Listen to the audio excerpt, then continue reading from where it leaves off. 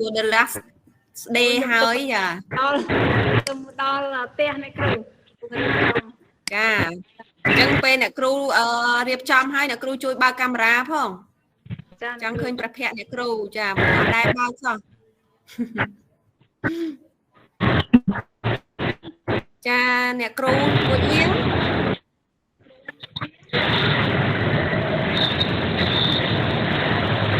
អត់ចូលទេ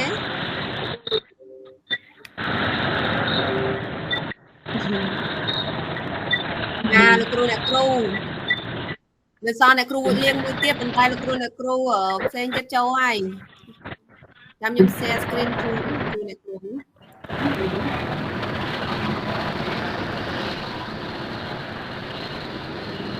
ព្រោះមិញខ្ញុំបានភ្លេចវត្តមានបានប៉ុន្មានអ្នកដែរចូលមុនហ្នឹង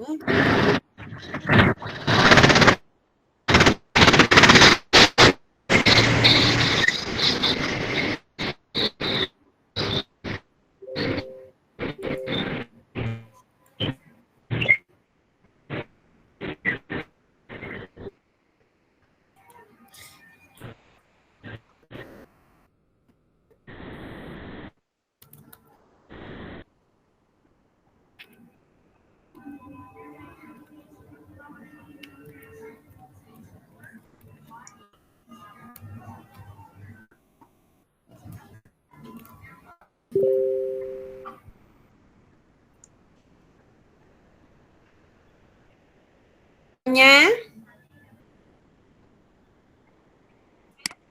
លោកគ្រូបញ្ញាអញ្ជើញចូលណាលោកគ្រូ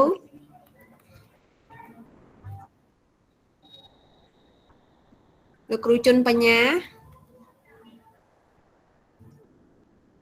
ចាលោកគ្រូ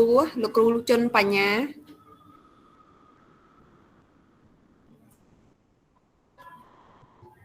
ខ្ញុំឮតា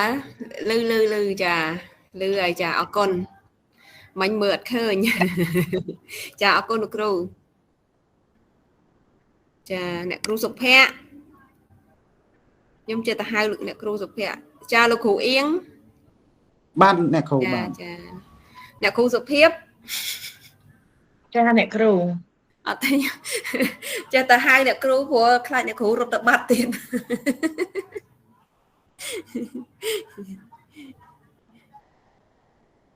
ចា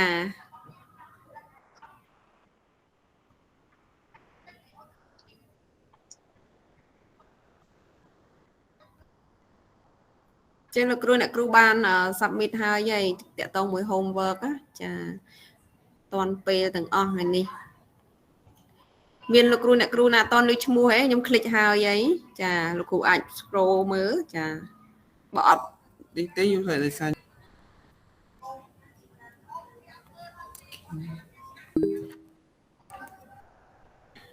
ចាលោកគ្រូផាណៈចាអញ្ជើញលោកគ្រូបាទវាសួរលោកគ្រូចង់សាក់សួរបន្តិចតទៅទៅនឹងពណ៌លឿងនៅកន្លែងចិត្តឈ្មោះខ្ញុំហ្នឹង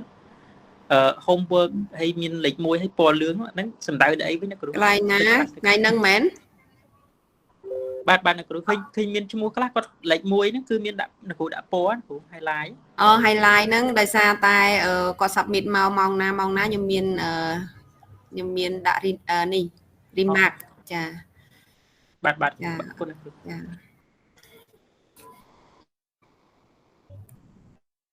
ចាមានអីទៀតទេលោកគ្រូអ្នកគ្រូអញ្ចឹងខ្ញុំបិទ share វិញ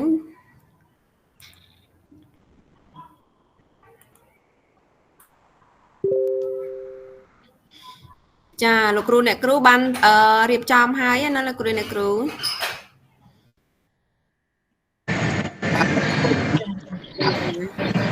ហើយតកតងជាមួយនឹងតកតងមួយ homework អត់មានបញ្ហាអីមែនទេលោកគ្រូអ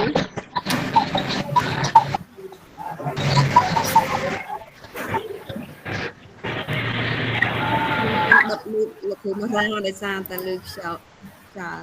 ចាតកតងមួយ homework លោកគ្រូអ្នកគ្រូមានអីទេណា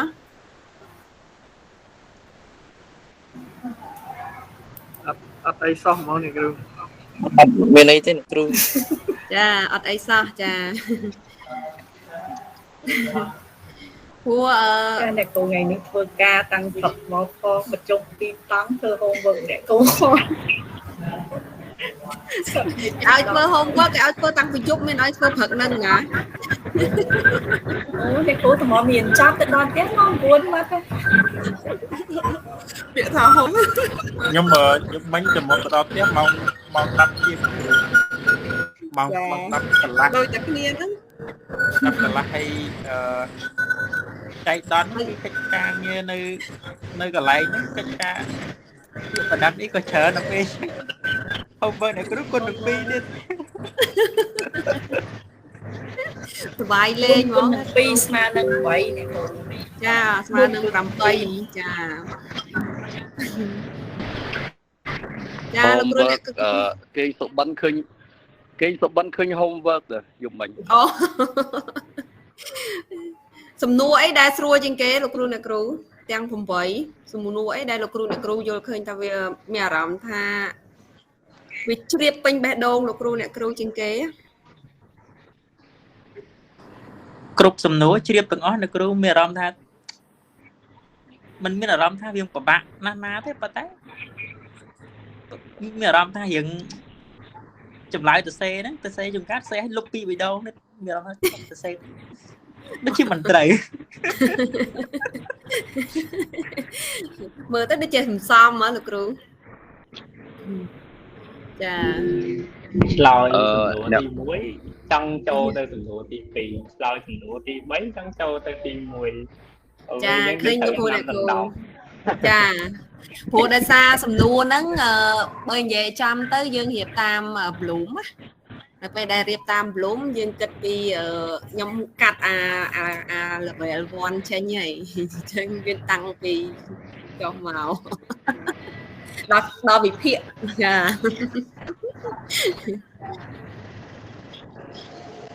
តែលោកគ្រូឆ្លើយទៅតាមហ្នឹងទៅអត់អីទេ តែពិតពេលឆ្លើយហើយអ្នកគ្រូពេលឆ្លើយហើយមិនមែនសរសើរអ្នកដែលឆ្លើយបានទេសរសើរអ្នកដែលដាក់សំណួរមិនសិនអ្នកគ្រូកែដាក់សំណួរ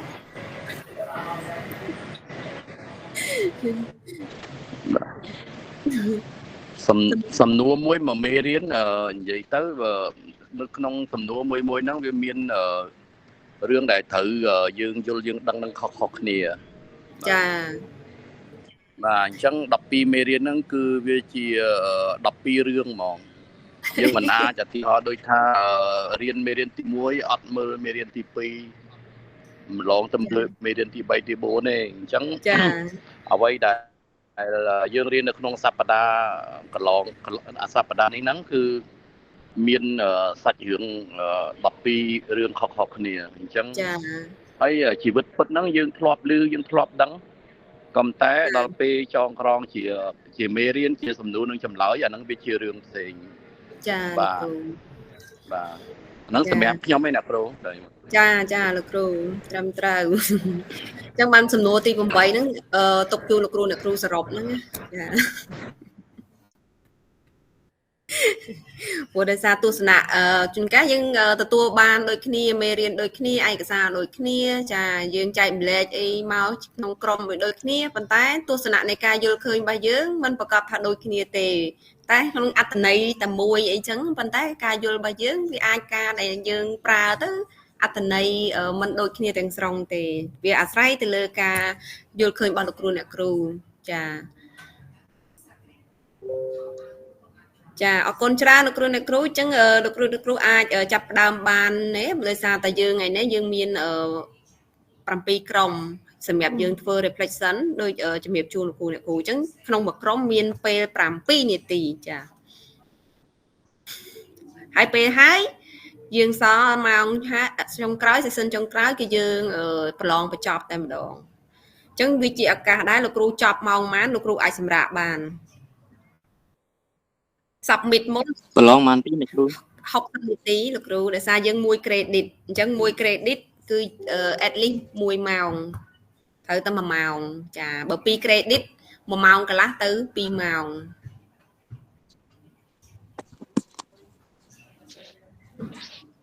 1ម៉ោងកន្លះអញ្ចឹង90នាទីអញ្ចឹងទៅចាលោកគ្រូអ្នកគ្រូអាច start ពីក្រុមទី1ហ្មងណាលោកគ្រូអ្នកគ្រូ ខ្ញុំខ្ជិលចាប់កងខ្លាចលោកគ្រូវិលមុខ បាទតាមលេខរៀងចឹងទៅអ្នកគ្រូស្រួលបាទ ចាព្រោះលោកគ្រូចាំយូរដែរហើយចា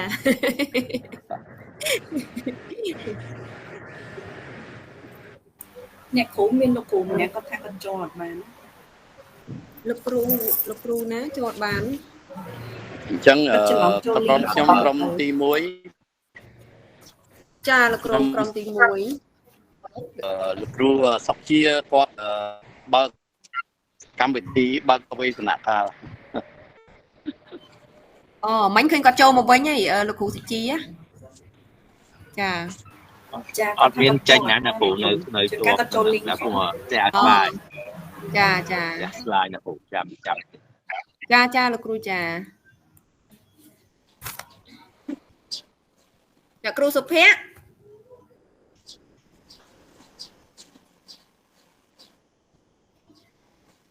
អ្នកគ្រូសុភ័ក្រ ចាអ្នកគ្រូចា អ្នកគ្រូសូមអញ្ជើញបើកកាមេរ៉ាផង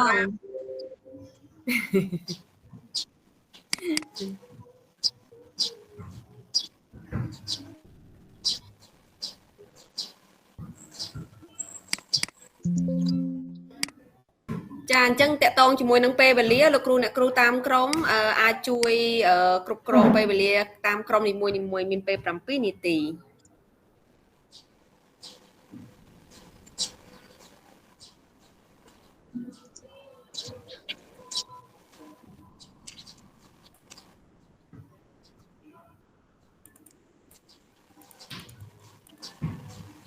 ជំរាបសួរលោកគ្រូអ្នកគ្រូទាំងអស់ខ្ញុំសុកជាថ្ងៃនេះខ្ញុំតំណាងឲ្យក្រុមទី1ធ្វើបំផាយ depression តាក់ទងជាមួយនឹងមេរៀនទី2ជាមួយនឹងមេរៀនទី6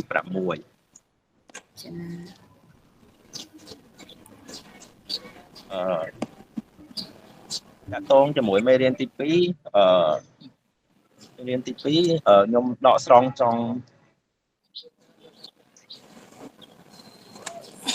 ំណុចមុខងារគ្រូបង្រៀននិង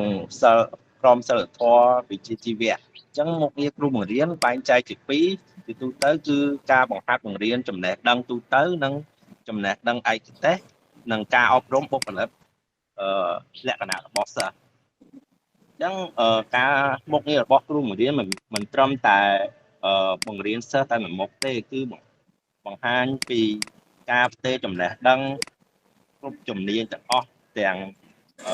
មេរៀនទាំងការសិក្សាទាំងមុខវិជ្ជាអនុវត្តជាក់ស្ដែងនិងតាមហ្នឹងក៏បង្ហាញពីការអប់រំបុគ្គលិកលក្ខណៈរបស់សិស្សទាំងអាកប្បកិរិយាទាំងសិលធម៌ទាំងក្រុមសិលធម៌និង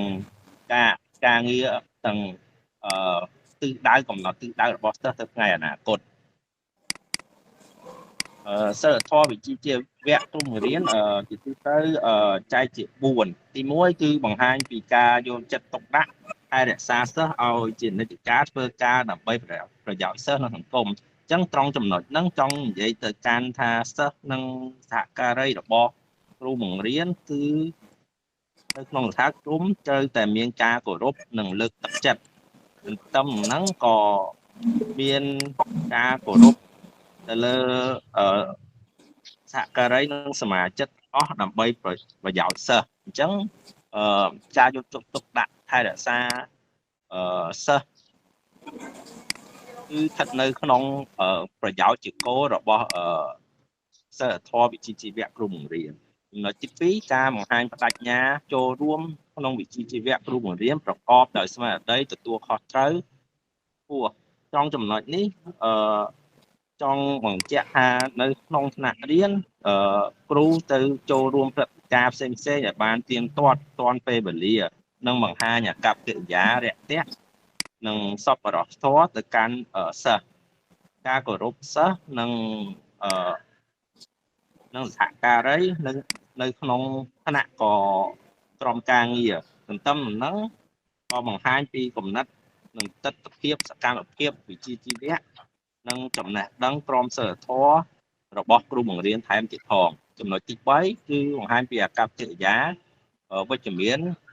ជាគំរូប្រកបដោយសិលធម៌មានទំនាក់ទំនងសុខដុមជាមួយសិស្សអញ្ចឹងចង់បង្ហាញពីការចំណេញបង្ហាញពីការអារម្មណ៍វិជ្ជមានចំពោះសិស្សនិងអ្នកដទៃនិងការក្រមសីលធម៌តាមពីការស្លៀកពាក់របស់គ្រូឲ្យបានសមរម្យនិងការផ្ដល់តម្លៃសីលធម៌ទៅកាន់មេដាសិស្សមេដាបេដាសិស្សថែមទៀតផងចំណុចទី4គឺការប្រើប្រាស់ភាពយុត្តិធម៌តម្លាភាពក្នុងការប្រព្រឹត្តជាមួយសិស្សសហសេវកសមាជិកផ្សេងទៀតរបស់សហគមន៍អញ្ចឹងត្រង់ចំណុចនេះក៏បង្ហាញពីភាពស្មោះត្រង់ក្នុងមុខវិជ្ជាជីវៈនិងសិលធម៌ដោយមិនលំអៀងដល់ឱកាសឲ្យសិស្សទទួលបាននៅពេលវេលានិងធនធានស្មើមិនគិតពីជនជាតិគតិឬក្រមានឡើយនេះចាក់តមួយមេរៀនទី2តែចាក់តមួយមេរៀនទី6trongចំណុចដែលខ្ញុំដកស្រង់គឺក្នុងវប្បធម៌គ្រូបង្រៀនខ្ញុំដកស្រង់trongចំណុចលក្ខណៈសំខាន់របស់គ្រូបង្រៀនចំណុចនេះបងភូមិអាគាត់នឹងបន្តជំរាបសួរលោកគ្រូអ្នកគ្រូបាទមានសួរលោកគ្រូខ្ញុំសូមបន្តពីលោកគ្រូសុភាចំណុចដែលខ្ញុំលើកយកមកវិភាគជូនលោកគ្រូអ្នកគ្រូហ្នឹងគឺលក្ខណៈសំខាន់នៃវប្បធម៌របស់គ្រូរៀនធម៌របស់គ្រូបង្រៀនហ្នឹងដែលគឺសម្រាប់គ្រូបង្រៀនត្រូវតែមានសិលធម៌ខ្ពស់បាទយើងត្រូវគោរពច្បាប់គោលការណ៍របស់ក្រសួងហើយនឹងគោរពសិទ្ធិរបស់សិស្សបង្ហាញពីភាពស្មោះត្រង់យុត្តិធម៌និងអត្តសញ្ញាណវិជ្ជាជីវៈបាទដើម្បីឲ្យយើងឧទាហរណ៍ដូចថាជាគំរូដល់សិស្សភាពជាគំរូដល់សិស្សគ្រូបង្រៀនត្រូវតែមានសិលធម៌ហើយនឹងប្រព្រឹត្តខ្លួនជាមនុស្សដែលបង្ហាញជាគំរូដល់សិស្សនិងអភិវឌ្ឍខ្លួនជានិច្ចបាទន័យថាចំណេះដឹងទាំងវិជ្ជាជីវៈនិងចំណេះដឹងទូទៅបាទហើយតកតងជាមួយនឹងការយល់ដឹងហើយយើងចំណុចមួយទៀតត្រូវតែមានអធិដោយថាឆាប់យល់ដឹងពីការរបស់យើងហើយនឹងតើតម្រូវការរបស់សិស្សហ្នឹងគាត់ចង់បានយ៉ាងម៉េចវិធីសាស្ត្រក្នុងការបង្រៀនយើងត្រូវធ្វើម៉េចឲ្យគាត់មានចិត្តរៀនហើយនឹងចង់មករៀនណាបាទហើយលោកគ្រូត្រូវតែឧទាហរណ៍ដូចថាមានចិត្តធ្ងន់អំណត់បាទព្រោះអីសិស្សវាច្រើនហើយសិស្សម្នាក់មានភាពអត្តចរិតខុសគ្នាបាទចំណេះដឹងជ្រាលជ្រៅនឹងជំនាញគ្រូបង្រៀនគឺត្រូវតែធ្វើម៉េចច្នៃប្រឌិតឲ្យបានល្អបង្កើតបច្ចេកទេសក្នុងការបង្រៀនសិស្សនិងបញ្យល់សិស្សគុណសម្បត្តិនិងវប្បធម៌នៃគ្រូបង្រៀនធ្វើជាគំរូល្អដល់សិស្សបាទហើយជំរុញអារម្មណ៍និងវិជ្ជាជីវៈបានន័យថាបំធ្វើម៉េចដើម្បីឲ្យសិស្សហ្នឹងមករៀនគ្រប់គ្នាហើយឲ្យមានសកម្មភាពនៅក្នុងថ្នាក់រៀនដោយមិនមានការបង្ខំហើយនឹងដល់សិស្សទេបាទទំនាក់ទំនងនៅសង្គមក៏ជាការចាំបាច់ដែរបាទរវាងសិស្សនិងគ្រូរវាងគ្រូជាមួយនឹងលោកគ្រូអ្នកគ្រូដទៃបាទផ្ដោះប្ដូរយោបល់ដើម្បីរកភាពរីកចម្រើននៅក្នុងការបច្ចេកទេសក្នុងការបង្រៀនអភិវឌ្ឍវិជ្ជាជីវៈបានន័យថាក្នុងនាមយើងជាគ្រូយើងត្រូវរៀនហើយរៀនទៀតបានន័យថាដើម្បីយកចំណេះហ្នឹងមកផ្ដល់ចែកចំណេះដល់សិស្ស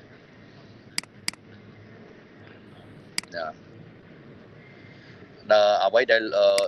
គ្រូបានផ្ដល់ឲ្យសិស្សបើសិនជាសិស្សគាត់មានគុណភាពក៏ជាផ្នែកមួយសំខាន់ក្នុងការអភិវឌ្ឍប្រទេសជាតិដែរបាទហើយសារៈសំខាន់វប្បធម៌របស់គ្រូសារៈសំខាន់នៃវប្បធម៌គ្រូបង្រៀនបាទជួយគុណភាពអប់រំបាទអភិវឌ្ឍខ្លួនឯងចំណេញទៅតាមសម័យកាលដោយថាគាត់ត្រូវតាមមានជំនាញតាក់ទងជាមួយនឹងបច្ចេកវិទ្យាដែលសម័យកាលបច្ចុប្បន្នតម្រូវការណាដូច computer social media បាទហ្នឹងហើយសាមគ្គីស្និទ្ធស្នាលជាមួយនឹងសង្គមគ្រូដូចគ្នាជាមួយនឹងអាណាព្យាបាលរបស់សិស្សបាទហើយជួយលើកទឹកចិត្តឲ្យសិស្សយកចិត្តទុកដាក់ក្នុងការរៀនសូត្របើសិនជាឧទាហរណ៍ដូចថាសិស្សគាត់យឺតគាត់យ៉ាវត្រូវតែយកពេលដើម្បីជួយគាត់ដើម្បីឲ្យគាត់មានដូចជាប៉ុណ្ណឹងណាមកទីដូចជាខ្ញុំសូមបញ្ចប់ដំណឹងលោកគ្រូអ្នកគ្រូហៅឡូឮដែរលោកគ្រូអ្នកគ្រូបាទលឺលោកគ្រូបាទអញ្ចឹងខ្ញុំសូមជូនបន្តទៅក្រុមទី2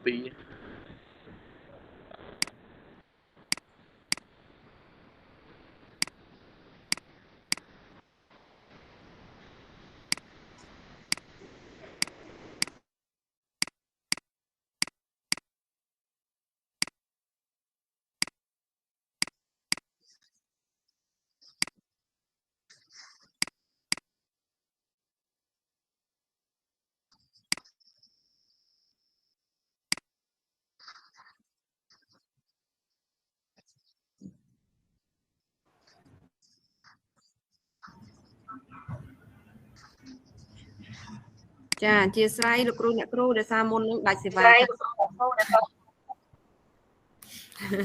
សូមអធិស្ឋានចាអរគុណលោកគ្រូសុជីអរគុណលោកគ្រូម៉ារ៉ាចាលោកគ្រូអស់ហើយលោកគ្រូបាទអ្នកគ្រូអស់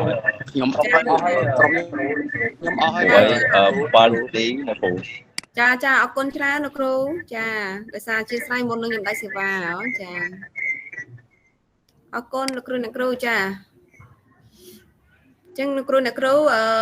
សូមបន្តទៅក្រុមទី2លោកគ្រូអ្នកគ្រូ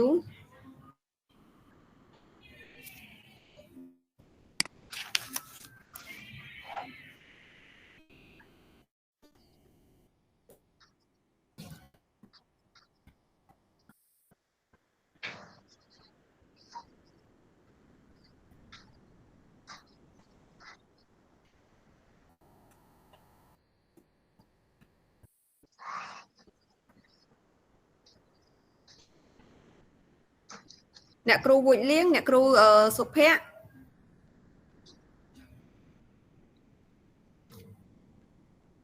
អ្នកគ្រូសុភ័ក្រចាបន្តិចខ្ញុំshare Wi-Fi ទៅទូរស័ព្ទមួយហើយខ្ញុំ share ចា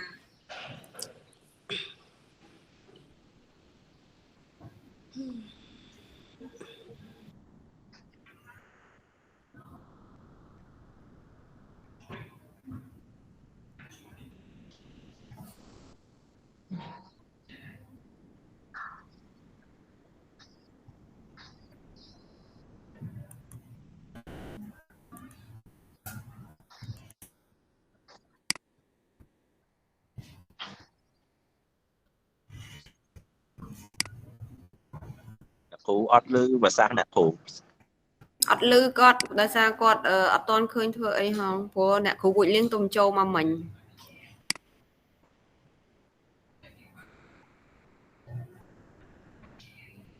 តើឥឡូវលោកគ្រូអ្នកគ្រូសុភ័ក្រហើយអ្នកគ្រូវូចលៀងរួចរាល់នៅអ្នកគ្រូចាជំរាបសួរលោកគ្រូអ្នកគ្រូចាហើយអ្នកគ្រូខ្ញុំកំពុងតែដាក់ share អ្នកគ្រូចាអ្នកគ្រូមានការអីអ្នកគ្រូផាសព័ត៌មានបើមិនចឹងទេលោកគ្រូគាត់កំពុងរងចាំអ្នកគ្រូសួរឬក៏មិនទាន់បានសៀអ្នកគ្រូជួយឆ្លើយផងចាអ្នកគ្រូចាដល់ពេលអ្នកគ្រូស្ងាត់ចឹងដឹងថាអ្នកគ្រូធ្វើជំនួយឬក៏អត់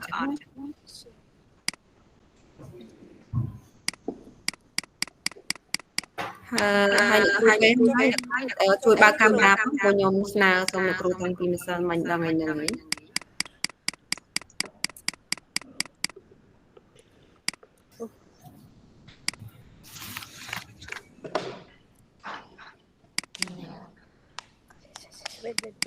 ចា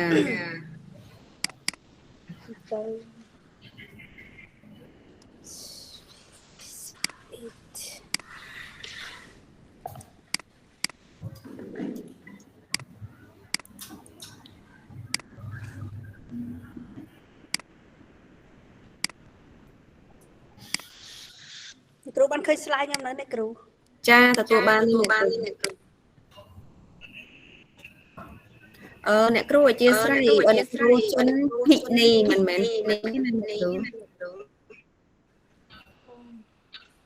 ចាអ្នកគ្រូចាតែលើអ្នកគ្រូបានឃើញ slide ខ្ញុំទេអ្នកគ្រូ ចាឃើញហើយអ្នកគ្រូលោកគ្រូផ្សេងទៀតឃើញណាគ្រូ ឃើញ ចាអរគុណ ចាចឹងខ្ញុំសូមចាប់ផ្ដើមណាលោកគ្រូអ្នក ចាសូមអញ្ជើញអ្នកគ្រូ ចាចឹងក្រុមខ្ញុំជាក្រុមទី2ដែលមាននាងខ្ញុំផ្ទាល់ហើយនិងផាន់វុជលៀងដែលពួកខ្ញុំស្រឡាញ់មេរៀនទី6ដែលនិយាយអំពីវប្បធម៌របស់គ្រូបង្រៀនចាអញ្ចឹងខ្លឹមសារនៃវប្បធម៌របស់គ្រូបង្រៀនតែខ្ញុំដាក់គោលគឺដឹងថាវប្បធម៌គឺចង់និយាយអំពីការបណ្ដុះបណ្ដាលនៅចំណេះដឹងប្រាជ្ញាស្មារតីនិងរបៀបរស់នៅអញ្ចឹង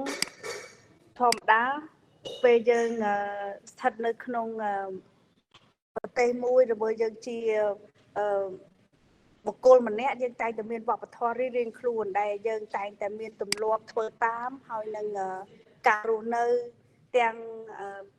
អ្វីដែលយើងទទួលបាននៅក្នុងសង្គមចាអញ្ចឹងវប្បធម៌ធម្មតាយើងដឹងថាវប្បធម៌គឺវាជះឥទ្ធិពលជះទៅដល់អ្នកដែលនៅជុំវិញខ្លួនយើងជាពិសេសបើយើងជាគ្រូបង្រៀនគឺយើងដឹងថាយើងគឺជាឥទ្ធិពលទាំងគ្រប់ការទាំងអស់មិនថាចំណេះដឹងមិនថាកប្បកិរិយាមិនថារបៀបដែលយើងរស់នៅទាំងកាយវិការរបស់យើងហ្នឹងគឺវាជះឥទ្ធិពលទៅដល់កូនសិស្សចាអញ្ចឹងគ្រូបង្រៀនគឺត្រូវតែមានវប្បធម៌ខ្ពស់ហើយនឹងទូលំទូលាយអញ្ចឹងយើងដឹងថាវប្បធម៌ខ្ពស់ចង់មានន័យថាយើងមានចំណេះដឹងខ្ពស់យើងមានអ្វីដែលយើងបង្រៀនពួកគាត់អស់គ្នាហ្នឹងសិតតែយើងចេះជាងពួកគាត់ហើយទូលំទូលាយហើយយើងដឹងថាវប្បធម៌គឺជាលក្ខខណ្ឌមួយនៃសិលធម៌និងប្រសិទ្ធភាពក្នុងការអប់រំអញ្ចឹងយើងដឹងថាពេលដែលយើងស្ថិតនៅជាគ្រូបង្រៀនយើងដឹងថាយើងជាអ្នកដែលអប់រំអ្នកដទៃយើងដឹងតែយើងត្រូវតែមានក្រមសីលធម៌ល្អហើយយើងត្រូវតែធ្វើវាឲ្យរីកចម្រើនហើយជាពិសេសឲ្យមានប្រសិទ្ធភាពចាហើយយើងដឹងហើយថាវប្បធម៌អាចសម្រួលឲ្យយើងនឹងមានទំនាក់ទំនងល្អក្នុងសង្គមពីដឹងថាជាគ្រូបង្រៀនយើងដឹងតែតាក់ទងចំណុចដែលយើងត្រូវសិក្សាដែលយើងថាយើងបានសិក្សានៅមេរៀនលើកមុនទៀតដែលនិយាយអំពីទំនាក់ទំនងចាអញ្ចឹងទំនាក់ទំនងពិតជាសំខាន់ឲ្យពួកយើងទាំងអស់គ្នាហ្នឹងក្នុងនាមយើងជាគ្រូបង្រៀនការដែលយើងតាក់ទងដល់កូនសិស្សក្តីគ្រួសារកូនសិស្សក្តីហើយនឹងអាណាព្យាហើយនឹងមហាជនចិត្តខាងក្តីអញ្ចឹងវាពិតជាមានសារៈសំខាន់ណាស់អញ្ចឹងវប្បធម៌វាអាចសម្រួលដល់ទំនាក់ទំនងរបស់យើងដែរអញ្ចឹងការដែលយើងចេះដឹងការរបៀបរស់នៅរបស់យើងហ្នឹងគឺវាតាក់ទងទៅនឹងការអស់ហ្នឹងហើយមួយទៀតគឺយើងនឹងមានគំនិតដែលស្កប់ស្កល់ហើយនឹងមានមោទនភាពជ្រុលមិនថាយើងមិនត្រូវតែមានជ្រុលគេហៅថាវប្បធម៌ជ្រុលថាការដែលយើងគិតថាខ្លួនឯងគិតថាយើងវប្បធម៌របស់យើងហ្នឹងវាត្រឹមត្រូវជាងអ្នកដទៃថាអ្នកដទៃហ្នឹងមិនត្រឹមត្រូវទេចំណេះដឹងគេហ្នឹងបង្រៀនខុសឬមួយយ៉ាងម៉េចអញ្ចឹងយើងអត់ត្រូវមានគំនិតបែបហ្នឹងទេចានេះគឺជាខ្លឹមសារដែលក្នុងមេរៀនវប្បធម៌ដែលខ្ញុំ ទទួលបានហើយយើងដឹងហើយថាវប្បធម៌វាពិតជាមានប្រយោជន៍សំខាន់ណាស់សម្រាប់មុខរបរយើងជាគ្រូបង្រៀនអញ្ចឹងយើងដឹងថាយើងជាគ្រូបង្រៀនយើងត្រូវតែចងចាំថាយើងត្រូវតែយើងដើម្បីឲ្យវប្បធម៌យើងនឹងរឹងមាំហើយរីកចម្រើនយើងត្រូវតែពង្រីកនៅចំណេះដឹងរបស់យើងអញ្ចឹងយើងរៀនហើយរៀនទៀតយើងរៀនគ្មានថ្ងៃឈប់ឈរហើយយើងរៀនពេញមួយជីវិតអញ្ចឹងពេលនេះយើងចេះនិយាយថាពេលយើងជាគ្រូបង្រៀនពេលយើងសិក្សាស្រាវជ្រាវយើងដឹងថាអូយើងចេះប៉ុន្តែយើងដឹងថាយើងរៀនមិនចេះគ្រប់គ្រាន់ទេដូចជាបទពិសោធន៍យើងដឹងថាពេលដូចភាសាអង់គ្លេសអញ្ចឹងថាខ្មែរក៏ដូចគ្នាដែរថាភាសាខ្មែរយើងវាមានភាសាដែលនិយាយចេញមកវាមានអត្ថន័យផ្សេងគ្នាអញ្ចឹងពេលខ្លះពាក្យហ្នឹងយើងអាចបាន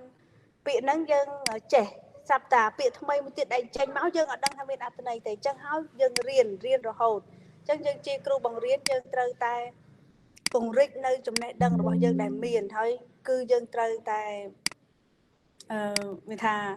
ពេញមួយជីវិតរបស់យើងគឺរៀនរហូតគឺមានថ្ងៃឈប់រហូតតដែលយើងស្លាប់ទៅបានយើងមិនរៀនតទៀតចាហើយនៅក្នុងវប្បធម៌គ្រូបង្រៀននេះបានឆ្លុះបញ្ចាំងអំពីមូលដ្ឋានសំខាន់ក្នុងប្រព័ន្ធអប់រំនៅស្រុកខ្មែរហើយយើងដឹងថាវប្បធម៌គ្រូបង្រៀនគឺបង្ហាញអំពីតម្លៃហើយនឹងអត្តសញ្ញាណនិងក្រមសីលធម៌របស់អ្នកបង្រៀនអញ្ចឹងដែលមានបំណងចង់ចែកចាយនៅចំណេះដឹងដល់កូនសិស្សផ្សេងដល់ប្រជាជនផ្សេងនិងកសាងអនាគតជាតិរបស់យើងដើម្បីឲ្យពួកគាត់អរគ្នាដឹងដើម្បីឲ្យគាត់នឹងចេះចូលរួមសាមគ្គីហើយគាត់សិក្សាដើម្បីការពារដល់ប្រទេសជាតិរបស់យើងអញ្ចឹងគ្រូត្រូវបានចាត់ទុកជាអ្នកដឹកនាំមួយដឹកនាំទាំងផ្លូវចិត្តហើយនឹងទាំង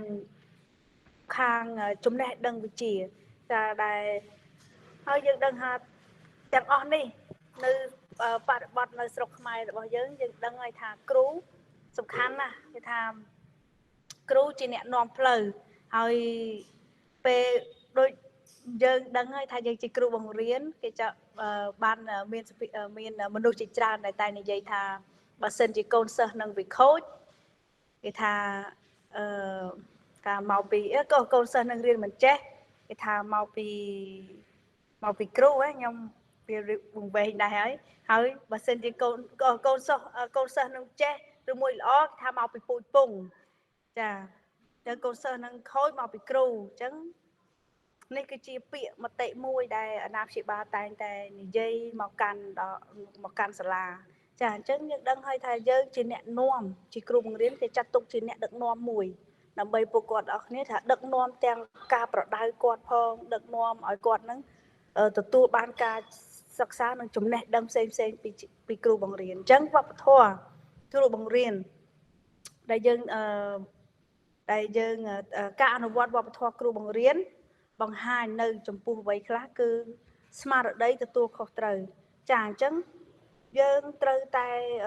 មានទំនួលខុសត្រូវពេលយើងធ្វើអ្វីមួយគឺយើងត្រូវថាអូនេះគឺជាអ្វីដែលយើងត្រូវធ្វើយើងមិនមែនដាក់បន្ទោសឬមួយដល់អ្នកដទៃទេយើងត្រូវតែទទួលស្គាល់នៅការអ្វីដែលយើងធ្វើចាអញ្ចឹងគ្រូត្រូវតែមានភាពស្មោះត្រង់ហើយត្រូវខិតខំបំពេញការអប់រំដែលមានគុណភាពហើយមួយទៀតចំណុចទី2គឺការស្រឡាញ់សិស្សការស្រឡាញ់នេះគ្រូមិនត្រឹមតែបង្រៀននៅចំណេះដឹងតែប៉ុណ្្នឹងទេប៉ុន្តែត្រូវមានចិត្តអាណិតអាសូរនិងថែទាំដល់កូនសិស្សដែរចាអញ្ចឹងយើងត្រូវតែស្រឡាញ់កូនសិស្សចំណុចទី3គឺភាពជាគំរូមានន័យថាយើងគឺជាគំរូដល់កូនសិស្សជាព្រោះកូនសិស្សងាយនឹងទទួលរងការដែលយើងធ្វើអ្វីមួយគាត់នឹងឆាប់ចេះបើអាមេរៀនគាត់មិនសូវជាឆាប់ចេះទេតែបើអារឿងផ្សេងក្រៅពីការរៀនហ្នឹងយូកាវាមានសិស្សផ្នែកផ្សេងគ្នាដែរយូកាសិស្សខ្លះចាប់មេរៀនបានលឿនហើយសិស្សខ្លះចាប់នឹងអ្វីទង្វើខាងក្រៅរបស់គ្រូហ្នឹងលឿនជាងចា ចឹងយើងត្រូវតែបង្ហាញភាពគំរូនៅទាំងអិរិយាបថការគោរពវិន័យនិងសិលធម៌ផ្សេងៗចឹងនេះហើយអ្វីដែលយើងត្រូវតែមានហើយមួយទៀតគឺជាការចូលរួមក្នុងសហគមន៍អប់រំចឹងគ្រូត្រូវចូលរួមនៅក្នុងសហគមន៍ដើម្បីនឹងអភិវឌ្ឍវិស័យអប់រំនិងជួយសង្គមចាហើយសរុបមកវប្បធម៌គ្រូបង្រៀនវាជាប្រពៃណីមួយនិងមានអត្តចរិតលក្ខណៈល្អដែលគ្រូត្រូវតែរៀបចំនិងផ្អែកទៅលើតម្លៃសង្គមអញ្ចឹងយើងដឹងថាការដែលពួកយើងគ្រូខំប្រឹងខិតខំប្រឹងធ្វើនេះគឺដើម្បីកសាងសង្គមឲ្យមានសន្តិភាពមានការអភិវឌ្ឍហើយនឹងបញ្ចេញមនុស្សជាច្រើនបង្កើតឲ្យមានមនុស្សជាច្រើនទទួលនៅចំណេះដឹងហើយនឹងคล้ายជាមនុស្សម្នាក់ល្អនៅខាងមុខហើយនឹងคล้ายជាអ្នកដឹកនាំនៅថ្ងៃអនាគតជាពិសេសដល់សិស្សានុសិស្សដែលយើងកំពុងតែបង្រៀនចាអញ្ចឹងនេះគឺជាមេរៀនដែលខ្ញុំបានសង្ខេបហើយបានឆ្លុះបញ្ចាំងហើយដែលធ្វើឲ្យខ្ញុំពេញចិត្តនៅចំណុចមេរៀននេះចាអញ្ចឹងសូមអរគុណលោកគ្រូអ្នកគ្រូដែលបានស្ដាប់ហើយសូមលោកគ្រូអ្នកគ្រូបើមានមតិសូមលោកគ្រូ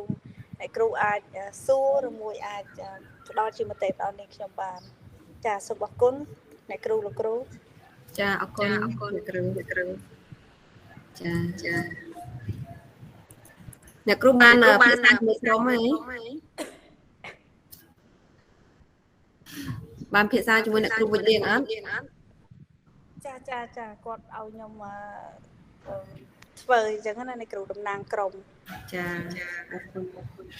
ចាគ្រូវិទ្យានឹងចាអ្នកគ្រូចាអ្នកគ្រូជួយបើកកាមេរ៉ាតិច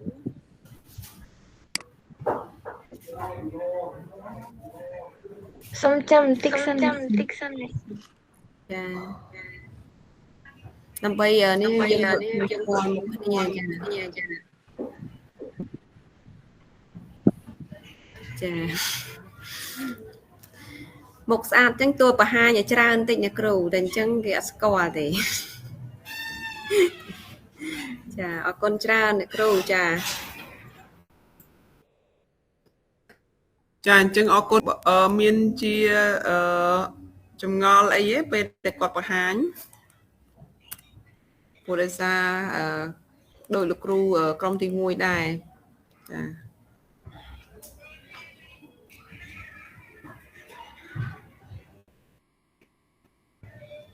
ាអត់មានទេលោកគ្រូចាអរគុណច្រើនអត់មានទេអញ្ចឹងសូមបន្តទៅក្រុមទី3ចា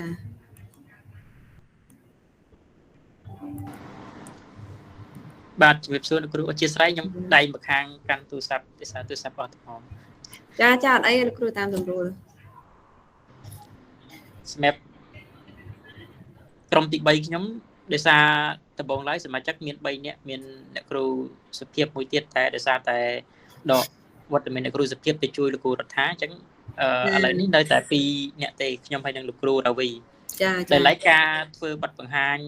ថ្ងៃនេះក៏ធ្វើតែខ្ញុំដែរដោយសារលោកគ្រូរាវីគាត់មានទុរៈទៅពលានចាហើយស្របពេលនឹងការធ្វើបទបង្ហាញពេលវេលាត្រឹម7នាទីខ្ញុំលើកប្រធានបទសំខាន់ដែលជាប្រធានបទដែលក្រុមខ្ញុំបានធ្វើបទបង្ហាញកន្លងមកដែរហើយក៏ស្របទៅនឹងដែលខ្ញុំបានពិភាក្សាជាមួយនឹងលោកគ្រូរាវីទៅមើលឃើញឆ្លោះទៅនឹងទស្សនវិជ្ជាសង្គមបច្ចុប្បន្នចាអញ្ចឹងប្រធានបទក្នុងថ្ងៃនេះគឺយើងនឹងលើកធ្វើបទបង្ហាញខ្លីទាក់ទងទៅនឹងគុណសម្បត្តិគ្រូបង្រៀនតែមូលហេតុអ្វីបានជាខ្ញុំសម្រេចចិត្តលើកអំពីប្រធានបទនេះយកមកបង្ហាញធៀបទី1អ្វីដែលគោលដៅយើងចង់បានរួមគ្នានោះគឺទាក់ទងទៅនឹងគុណភាពនៃការអប់រំនៅក្នុងប្រទេសកម្ពុជាយើងដោយយើងមើលឃើញពីព័ត៌មានថ្មីនេះក៏បានមានព័ត៌មានមួយចំនួនគាត់បានចាត់ចំណាត់ថ្នាក់ប្រទេសកម្ពុជាយើងហ្នឹងគឺស្ថិតនៅក្នុងកម្រិតមួយគួរឲ្យព្រួយបារម្ភបើធៀបនឹងកត្តាអប់រំចំណុចទី2ដែលជំរុញឲ្យមានការលើកប្រធានបទនេះឡើងមកតាក់ទងទៅនឹងមានសំណួរជាច្រើនយុវជនមួយចំនួនគាត់បានលើកឡើងថាក្រោយការបញ្ចប់ ការសិក្សាគាត់ពិបាកក្នុងការរកការងារធ្វើកន្លែងនេះជាចំណុចសំខាន់ហើយក៏ជាបទពិសោធន៍ជាក់ស្ដែងដែលខ្ញុំបានទាំងផ្ទាល់ទាំងប្រឡូកក្នុងការបង្រៀនផ្ទាល់គឺឃើញមានយុវជនខ្លះគាត់បញ្ចប់ការសិក្សាទាំងដែលគាត់ពិតជាមិនចេះអីសោះក៏មានដែរសូម្បីលេខពាក្យថ្មីនេះសម្ដេចនាយករដ្ឋមន្ត្រីបានលើកឡើងថាអ្នកខ្លះគាត់ចប់បញ្ញត្តិបត្រហើយប៉ុន្តែ Word Excel ក៏អត់ចេះប្រើផងនេះជាបញ្ហាមួយដែលយើងត្រូវពិភាក្សាដែលជំរុញឲ្យមានការលើកធានបទនេះសំខាន់អញ្ចឹងតើតើទៅនឹងគុណសម្បត្តិគ្រូបង្រៀនគឺយើងមានចំណុច3សំខាន់ក្នុងការលើកបកបង្ហាញក្នុងថ្ងៃនេះទី1គឺតើតើទៅនឹងគុណសម្បត្តិផ្នែករូបរាងកាយទី2គុណសម្បត្តិផ្នែកសិលធម៌ឬក៏សិលគុណសម្បត្តិទី3គឺតើតើទៅនឹងគុណសម្បត្តិផ្នែកបញ្ញាស្មារតីកន្លែងនេះគឺពិតជាសំខាន់សម្រាប់ការអប់រំបច្ចុប្បន្នតើតើទៅនឹងគុណសម្បត្តិគ្រូបង្រៀនមិនថាបើយើងធៀបទៅនឹងស្ថាប័នឯកជនហើយនិងស្ថាប័នរដ្ឋហាក់ដូចជាមានកម្រិតប្រៀបធៀបគ្នាសូម្បីតែការលើកឡើងនៅក្នុងបណ្ដាញសង្គមមួយចំនួនក្តីតើតើទៅនឹងគុណភាពដែលសិស្សគាត់ចេញពីឯកជនឬក៏ដូចជាគុណភាពសិស្សចេញពីសាលារដ្ឋអញ្ចឹងកត្តាទាំងអស់នេះគឺខ្ញុំមិនលើកពីកត្តាអីផ្សេងទេសូមលើកតែកត្តាគុណសម្បត្តិគ្រូបង្រៀនយកមកបង្ហាញកន្លែងនេះតើតើទៅនឹងចំណុចទី1គុណសម្បត្តិគ្រូបង្រៀនតើតើទៅនឹងផ្នែករូបរាងកាយតើតើនឹងផ្នែករូបរាងកាយនេះសំខាន់ណាស់ដែលយើងត្រូវគិតពិចារណាទាំងអស់គ្នាគឺគ្រូបង្រៀនត្រូវតែជាគ្រូដែលមាននៅគុណសម្បត្តិផ្នែករូបរាងកាយនឹងល្អមាំទាំរឹងមាំមិនសូវមានជំងឺដូចប្រសាសន៍លោកគ្រូគាត់បានលើកឡើងពីម្សិលមិញខ្ញុំតាមចាំលោកគ្រូរតនាក៏បានលើកថាគ្រូខ្លះគាត់មករៀនមួយថ្ងៃកាត់មួយថ្ងៃកោជួនកាលគាត់សិស្សឃើញកលេសមកលោកគ្រូមានឈឺទេអត់លោកគ្រូជានៅពួកឯនៅអានេះជាកត្តាមួយដែលធ្វើឲ្យប៉ះពាល់ដល់ការបង្រៀនធ្វើឲ្យគុណភាពនៃការបង្រៀនធ្លាក់ចុះជួនកាលផែនការនៃការបង្រៀនយើងមានហើយប៉ុន្តែកត្តាសុខភាពជំរុញឲ្យយើងមិនអាចអនុវត្តបាននេះជាកត្តាសំខាន់តើតើចំណុចទី2សំខាន់គឺផ្នែកគុណសម្បត្តិផ្នែកសិលធម៌គ្រូបង្រៀនត្រូវតែមានចំណុចនេះជាកត្តាសំខាន់មិនអាចខ្វះបានដែលគ្រូបង្រៀនគឺជាចលករសំខាន់ក្នុងការដឹកនាំសិស្សឲ្យមាននៅខ្លាចជាសិស្សល្អហើយក៏គ្រូបង្រៀនក៏ជំរុញឲ្យសិស្សខ្លាចជាកូនល្អខ្លាចជាពលរដ្ឋល្អខ្លាចជាស្វាមីភរិយាល្អខ្លាចជាមិត្តភក្តិល្អគឺកើតចេញពីការបង្រៀនទាំងអស់ប្រសិនបើគ្រូបង្រៀនមិនបានសាបព្រោះចំណុចទាំងនេះយើងសួរថាកត្តាកើតឡើងក្មេងចំនួនក្នុងសង្គមបច្ចុប្បន្ននេះក៏កើតពីកត្តាគ្រូបង្រៀនដែរគាត់អាចកើតពីគម្លាតនៃការទំនាក់ទំនងរវាងគ្រូទៅនឹងអាណាព្យាបាលសិស្សមេដាបេដាសិស្សការឆ្លើយតបរវាងមេដាបេដាសិស្សមកកាន់គ្រូបង្រៀននៅមានចន្លោះខ្វះខាតដែលធ្វើឲ្យសិស្សคล้ายទៅជាសិស្សដែលសេពគប់មិនល្អជួនកាលបញ្ហាទាំងអស់ហ្នឹងយើងប្រហែលតាក់ទងបានដល់សិស្សគាត់មានបញ្ហាផ្លូវចិត្តគាត់មានបញ្ហាគ្រួសារដល់ពេលចន្លោះខ្វះខាតកន្លែងនេះគឺធ្វើឲ្យសិស្សមានបញ្ហាអញ្ចឹងចូលទៅដល់ចំណុចទី3សំខាន់ដែលខ្វះពុំបានគឺតាក់ទងទៅនឹងគុណសម្បត្តិផ្នែកស្មារតីកន្លែងនេះសំខាន់ណាស់ដែលក្នុងនាមជាគ្រូត្រូវតែយកចិត្តទុកដាក់មែនទែនដូចខ្ញុំលើកឧទាហរណ៍ជាក់ស្ដែងនៅក្នុងស្ថាប័នរបស់ខ្ញុំសូមលើកឧទាហរណ៍មេជាក់ស្ដែងហ្មងគឺលោកមេធាវីរបស់ខ្ញុំជាក់ស្ដែងគាត់ជំរុញឲ្យជំនួយការឬក៏មន្ត្រីក្រមអាវ៉ាត់ហ្នឹងទៅបន្តការសិក្សាបង់ថ្លៃសិក្សាឲ្យរៀនទៀតព្រោះអីគាត់មើលថាដូចពាក្យមួយនៅក្នុងស្ថាប័នឯកជនធ្លាប់ឮថាហេតុអីបានជាឲ្យបុគ្គលិកចេះច្រើនតែពិតចេះច្រើនគេមិនទៅរកការងារផ្សេងធ្វើកន្លែងនេះជាចំណុចសំខាន់ដែលជាចំណុចខុសឆ្គងទៅយើងអាចគិតពិចារណាមើលថាតើបើសិនជាបុគ្គលិកគាត់ចេះច្រើនកន្លែងនេះគាត់នឹង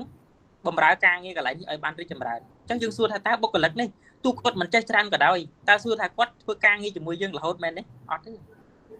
ជាក់ស្ដែងត្រូវតែឲ្យគាត់មាននៅការអប់រំល្អកន្លែងគុណសម្បត្តិគ្រូបង្រៀនកន្លែងនេះគឺបញ្ញាស្មារតីសំខាន់ណាស់គ្រូបង្រៀនត្រូវតែមានចំណេះដឹងទូលំទូលាយស្រឡាញ់ការអភិវឌ្ឍខ្លួនបន្តការរៀនសូត្របន្ថែមទៀតជាក់ស្ដែងដូចសម័យបច្ចុប្បន្នសម័យ digital គ្រូបង្រៀនតាមជនបទខ្លះគាត់អត់បន្តការសិក្សាកម្រិតនៃការបរិញ្ញាគាត់ដដែលវិធីសាស្ត្របរិញ្ញាដដែលអត់ជឿនលឿនជាងការសំបីតែវិធីសាស្ត្រនៃការចូលរួមរៀនផ្នែកអ៊ីនធឺណិតនេះគាត់ពិបាកក្នុងការប្រើកន្លែងនេះជាបញ្ហាមែនទែនដែលយើងពិបាកដោះឲ្យទាន់ទៅនឹងសម័យកាលប្រទេសក្បែរខាងដែលធ្វើឲ្យ កម្រិតនៃការអប់រំគុណភាពនៃការអប់រំរបស់ប្រទេសកម្ពុជាយើងនៅមានកម្រិតចំណុចទី2គឺបន្ទាប់ពីយើងមានចំណេះដឹងទូលំទូលាយហើយត្រូវតែរកវិធីសាស្ត្របង្រៀនឲ្យបានកាន់តែទូលំទូលាយទៅដល់សិស្សដូចសម័យឥឡូវយើងមានវិធីសាស្ត្រខ្លះវិធីសាស្ត្របរៀនតាមZoom តាម Google Meet តាមអីទៀតដាក់កិច្ចការងារឲ្យមិនមែនគ្រាន់តែអង្គុយកត់លើกระดาษអត់ទេត្រូវ research បន្ថែមទៀតត្រូវធ្វើ assignment បន្ថែមទៀតនេះជាវិធីសាស្ត្រល្អផ្សេងទៀតដែលក្នុងនាមជាគ្រូដែលប្រកបដោយគុណសម្បត្តិល្អត្រូវតែមានចំណុចចុងក្រោយនៃគុណសម្បត្តិផ្នែកស្មារតីបញ្ញានេះគឺតាក់ទងទៅនឹងភាពឆ្លៀសវៃទន់ភ្លន់ជាគ្រូអត់ឲ្យសិស្សមានអារម្មណ៍ថាខ្លាចគ្រូទេខ្ញុំចាំបានជាក់ស្ដែងតែម្ដងកាលខ្ញុំរៀនបឋមទៅការរៀននៅអនុវិទ្យាល័យគឺមានសិស្សខ្លះខ្លាចគ្រូគណិតគាត់តែឃើញគ្រូគណិតគឺខ្លាចហ្មងមានអារម្មណ៍ថាពេលខ្លះកម្រិតនៃវិធីសាស្ត្រដែលយើងផ្ដល់ឲ្យសិស្សมันបានធ្វើឲ្យសិស្សមានអារម្មណ៍ថាចង់រៀនប៉ុន្តែធ្វើឲ្យសិស្សមានសម្ពាធថាខ្លាចគ្រូដែលជាវិធីសាស្ត្រដែលយើងត្រូវតែកែប្រែរកវិធីសាស្ត្រណាមួយតឹងរឹងប៉ុន្តែមិនដាក់សម្ពាធសិស្សទន់ភ្លន់តែមិនទន់ជ្រាយសិស្សស្ដាប់បានសិស្សទទួលយកសិស្សពេញចិត្តក្នុងការទទួលយកនៅការសិក្សាអញ្ចឹងដោយសារពេលវេលាមានកំណត់ខ្ញុំសូមលើកចំណុចសំខាន់ខ្លីៗប៉ុណ្ណឹងសូមអធិស្ឋានអ្នកគ្រូបើសិនជាការលើកមានការលើកលួសខ្វះខាតចន្លោះកន្លែងណាហើយសូមអធិស្ឋានដល់លោកគ្រូដែលបានស្ដាប់ទាំងអស់គ្នាហើយប្រធានបទនេះសូមលើកម្ដងទៀតគឺបានការពិភាក្សាជាមួយក្រុមបិទតែលើកការធ្វើបទបង្ហាញខ្ញុំតែឯងទៅដោយសារតែលោកគ្រូប្រវីគាត់មានទុរៈសំខាន់តែយ៉ាងណាគាត់នៅតែឆ្លៀតជួយ share slide ឲ្យអរគុណអ្នកគ្រូចាអរគុណច្រើនចាអរគុណលោកគ្រូផាណៈចាអរគុណលោកគ្រូអ្នកគ្រូចាដែលបានចូលរួមការស្ដាប់បទបង្ហាញចាប្រធានបទនេះបងលោកគ្រូរតនាចាអរគុណចាលោកគ្រូអ្នកគ្រូនៅមានចម្ងល់ឬក៏មានអីមិនទាន់ច្បាស់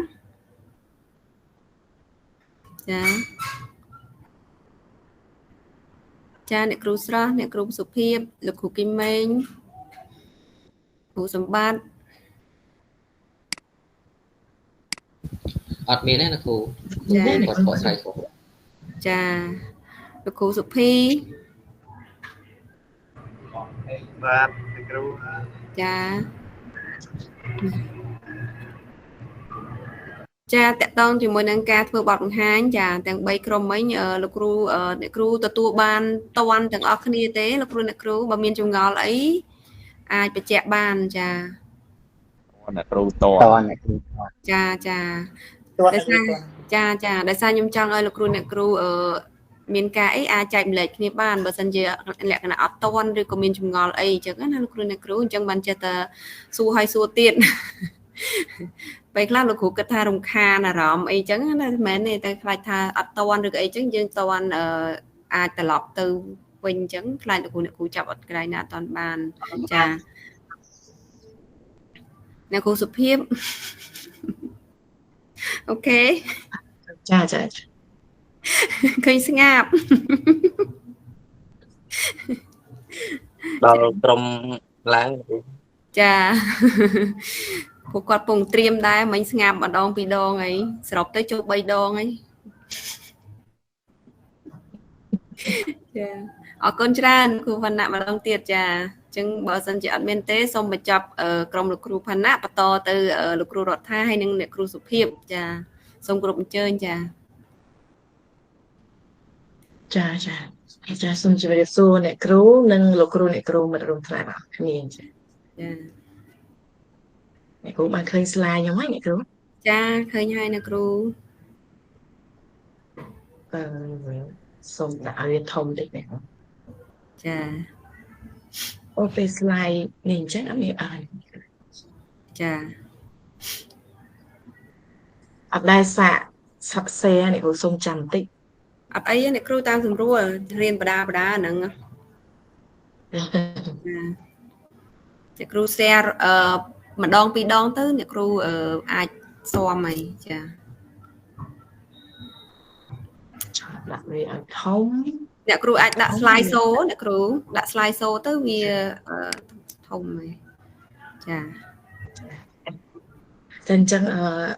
រគុណលោកគ្រូអ្នកគ្រូคลิกសិនណា អ្នកគ្រូ click វាឲ្យជាប់សិនណា click វាឲ្យជាប់ចា click អាកន្លែង slide show ហ្នឹងអត់អីទេអ្នកគ្រូចាឥឡូវនេះ slide show ចា slide show អាហ្នឹងវាទៅអូតូមែនអ្នកគ្រូចាវាទៅអូតូអ្នកគ្រូ click អាខាងក្រោមមិញវិញចេះចាឃើញទេអ្នកគ្រូហ៎ឃើញប៉ុន្តែវានៅចេញតែផ្ទាំងតតអ្នកគ្រូនេះអ្នកគ្រូដាក់ slide show ទៅអញ្ចឹងអត់អីដាក់ទូចបានអញ្ចឹងអ្នកគ្រូចាគេសូមដាក់ចង់ប្រាប់អ្នកគ្រូដែរចា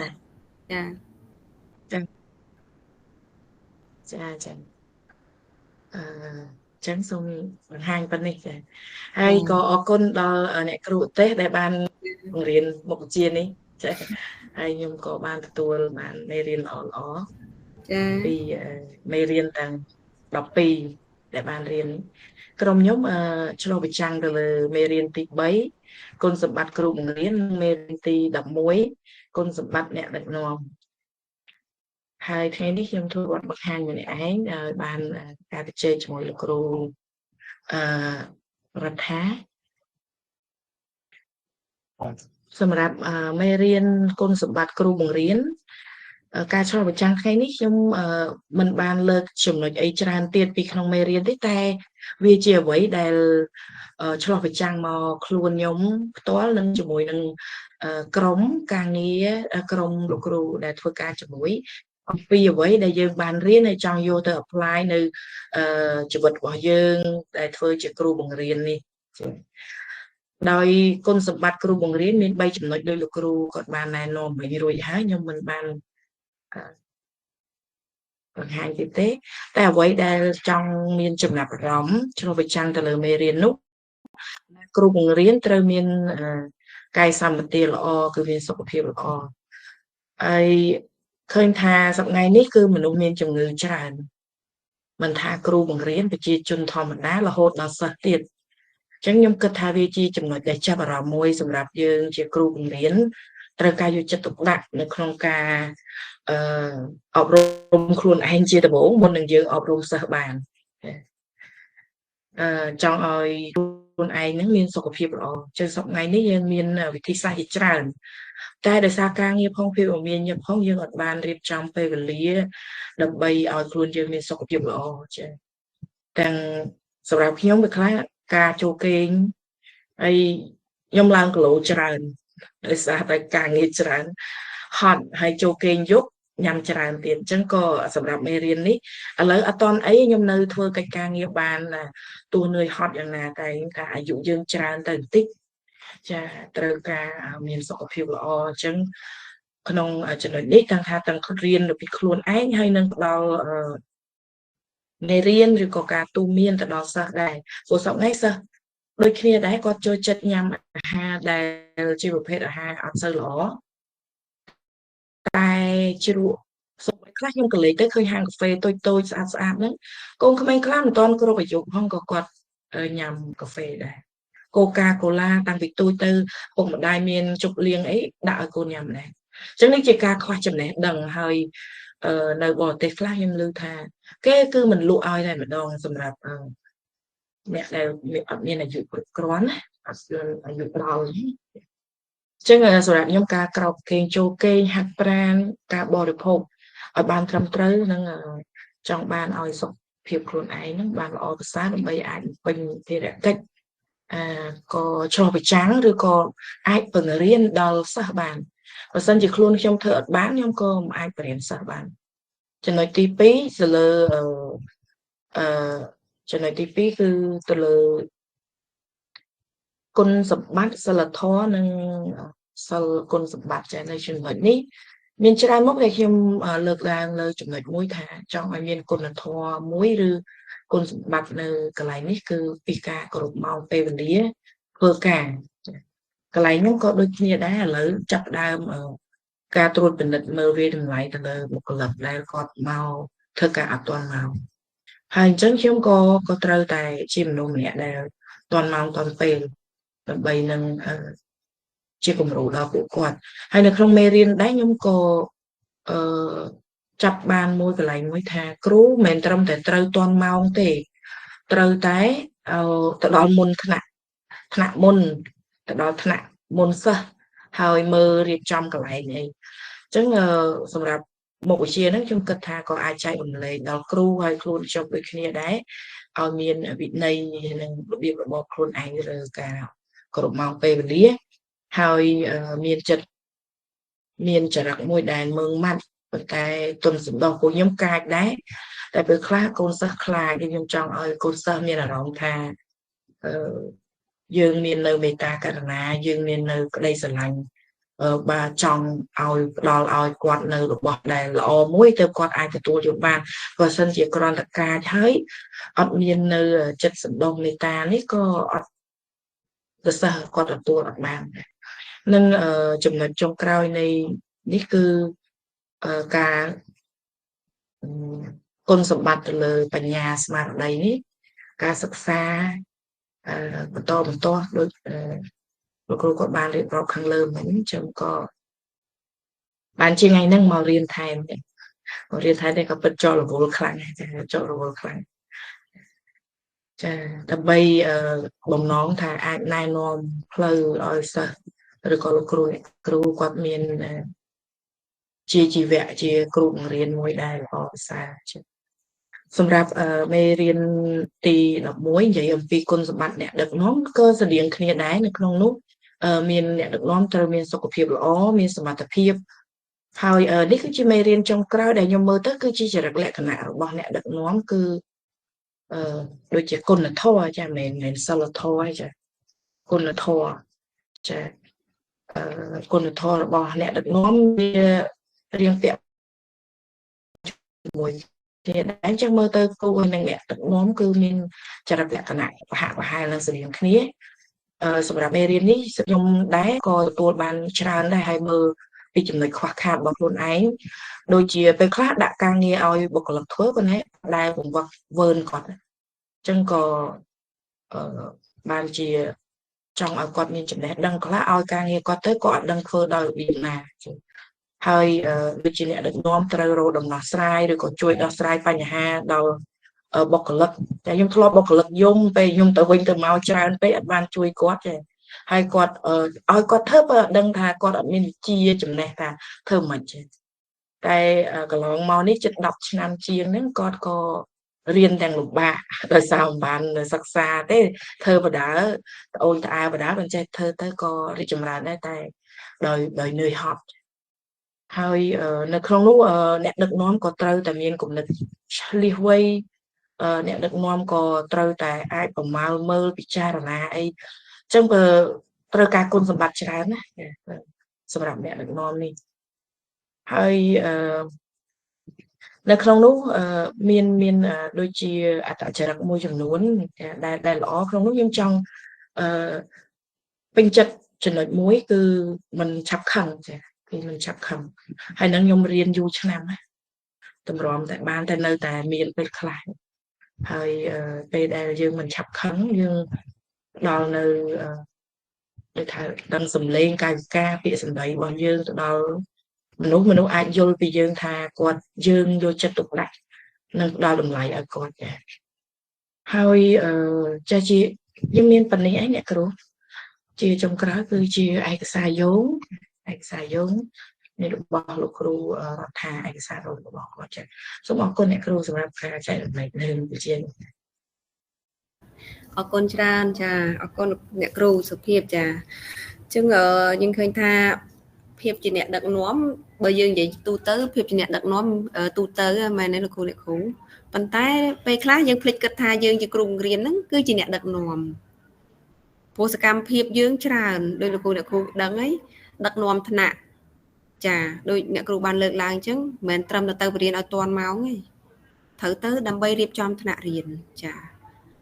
តកតងជាមួយនឹងការប្រើប្រាស់សម្ភារៈឧបទេសបើយើងអត់ទៅរៀបចំមុនទេ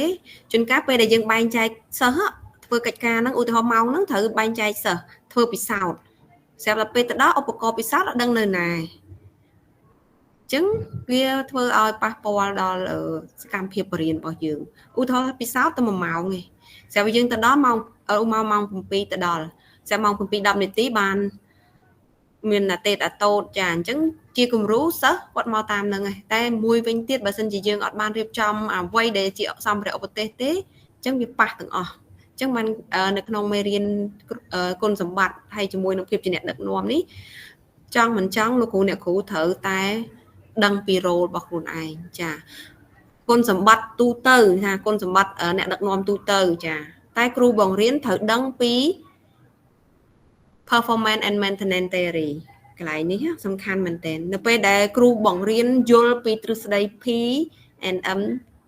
ហ្នឹងគឺងាយស្រួលព្រោះអីគេផ្ដោតទៅលើ performance and maintenance theory ស្អីទៅជា performance អីទៅជា maintenance អញ្ចឹងអាហ្នឹងវាជួយព្រោះអីតលយៈភាពនៃការងារបំពេញការងារនិងការរក្សាទំនាក់ទំនងអញ្ចឹងគ្រូមិនមែនត្រឹមតែបរៀនទេតែត្រូវមិនរក្សាទំនាក់ទំនងអញ្ចឹងមានន័យថាអាការដែលបំពេញតួនាទីខ្ពស់ការរក្សាតំណែងខ្ពស់អញ្ចឹងអាការបង្រៀនរបស់យើងការដឹកនាំសកម្មភាពបង្រៀនរបស់យើងទទួលបានប្រសិទ្ធភាពអញ្ចឹងគេឲ្យតិចទេស្អីក៏ឲ្យតិចប៉ុន្តែតលយៈភាពរវាងការងារនិងការរក្សាតំណែងអញ្ចឹងជួនកាលយើងភ្លេចគិតចំណុចមួយធ្វើម៉េចឲ្យចាប់តាន់កម្មវិធីអត់ខ្វល់អីទាំងអស់សិស្សខ្ញុំចេះមិនចេះខ្ញុំអត់ខ្វល់ដឹងតែថាកម្មវិធីឧទាហរណ៍ថាក្រសួងដាក់ឲ្យក្នុងមួយឆមាសប្រហែលមេរៀនអញ្ចឹងធ្វើម៉េចឲ្យតាម flow ហ្នឹងទៅអត់បញ្ហាតែគាត់ភ្លេចគិតថាតើសិស្សរបស់គាត់ហ្នឹងទទួលបានអ្វីពីខ្លួនគាត់ខ្លះអញ្ចឹងបានគ្រូមានតួនាទីលើសពីតួនាទីផ្សេងដូចមេធាវីលោកគ្រូឃើញថាមេធាវីគឺកាន់តែក្តីអានតែខេសចាសំណុំរឿងប៉ុណ្ណឹងឲ្យតែថាសន្និដ្ឋានចេញឲ្យបានទៅអត់អីទេប៉ុន្តែសម្រាប់គ្រូបង្រៀនវិញតកតងជាមួយនឹង hard skill បូកជាមួយនឹង soft skill អញ្ចឹងពាក្យថា hard skill មួយមុខគឺច្រើនណាស់ទាំងចំណេះដឹងទាំងពីទាំងអស់បូកជាមួយនឹង soft skill ទៀតអញ្ចឹងឃើញច្រើនមែនតើវាខុសពីអាជីពផ្សេងៗអញ្ចឹងហើយបានគ្រូបង្រៀនទាមទារឲ្យមានការលើកទឹកចិត្តចាដូចអ្នកគ្រូបានលើកអញ្ចឹងតកតមួយ case study អ្នកគ្រូថាពេលខ្លះភ្លេចគិតថាបុគ្គលិករបស់ខ្លួនឯងហ្នឹងគាត់ចាប់អត់បានទេត្រូវអត់អញ្ចឹងចិត្តតែដាក់ទៅពេលខ្លះអត់បានតាមដានឬក៏អត់បានសួរថាបុគ្គលិកហ្នឹងគាត់ទទួលអារម្មណ៍អីគេខ្លះអញ្ចឹងបានតកតងជាមួយនឹងការលើកទឹកចិត្តការលើកទឹកចិត្តនេះគឺសំខាន់ណាស់យើងត្រូវដឹងបើសិនជាយើងតួនាទីយើងជាអ្នកដឹកនាំតែយើងត្រូវដឹងថាបុគ្គលិករបស់យើងហ្នឹងត្រូវការជំរុញលើកទឹកចិត្តពីខាងក្នុងឬក៏ពីខាងក្រៅឬក៏ត្រូវការទាំងពីរអញ្ចឹងនៅក្នុងនេះគឺសំខាន់ពេលខ្លះរង្វាន់យើងភ្លេចគិតថាឲ្យតែប្រាក់ខែគាត់ទៅបានហើយតែយើងភ្លេចគិតថាតើជាការលើកទឹកចិត្តដោយលោកគ្រូវណ្ណៈគាត់បានលើកឡើងអញ្ចឹងទោះបីថាមេគាត់ជំរុញឲ្យមានការទៅរៀនជំរុញនៃការលើកទឹកចិត្តមិនឲ្យទៅរៀនបងលួយឲ្យទៀតហ្នឹងហើយជាការលើកទឹកចិត្តមួយជាការជំរុញលើកទឹកចិត្តធ្វើម៉េចដើម្បីឲ្យបុគ្គលិករបស់គាត់ហ្នឹងមានភាពផ្ដល់ទាំងចំណេះដឹងឲ្យគាត់ហើយមានទាំងការលើកទឹកចិត្តអញ្ចឹងចំណុចកន្លែងនេះគឺសំខាន់អញ្ចឹងបានទាមទារឲ្យយើងដឹងពី five need ដែលគេហៅថា five need Maslow ចាតម្រូវការទាំង5របស់ Maslow យើងចង់ដឹងថាបុគ្គលិករបស់យើងនេះត្រូវការតម្រូវការអីគេជួនកាលគាត់កំពុងតែឃ្លានស្រីឃ្លានគាត់កំពុងតែឃ្លានណាស្រាប់តែពេលយើងអីឲ្យអីផ្សេងទាំងដែលយើងអត់ដឹងថាគាត់នឹងកំពុងតែឃ្លានទេអញ្ចឹងបានគេចង់ឲ្យលោកគ្រូអ្នកគ្រូ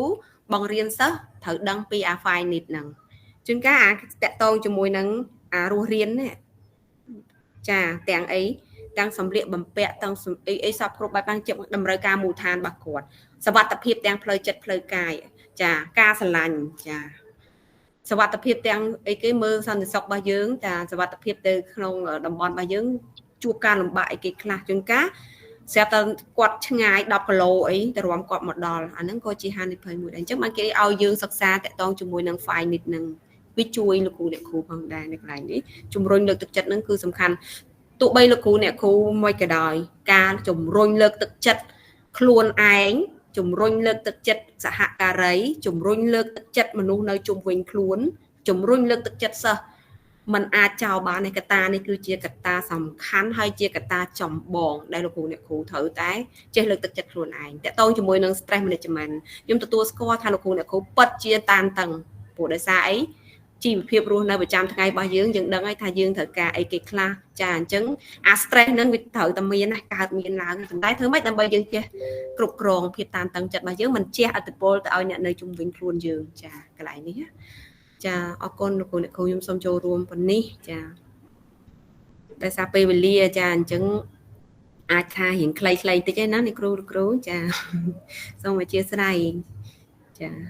អរគុណអ្នកគ្រូសុភាពម្ដងទៀតចាអញ្ចឹង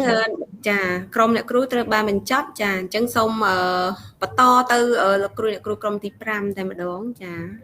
បានអ្នកគ្រូបានចាអរគុណ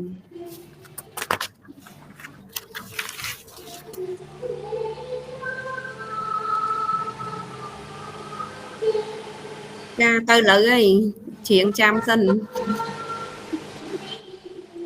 បើកមកចម្រៀងព្រោះដូចនៅក្នុងកម្មវិធីការ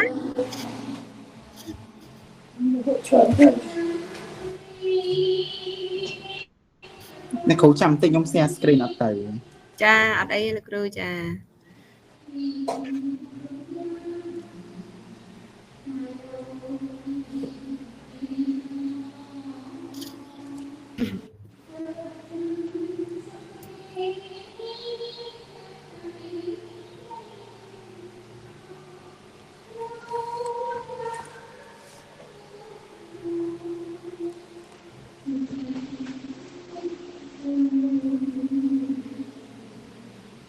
អ្នកគ្រូឃើញ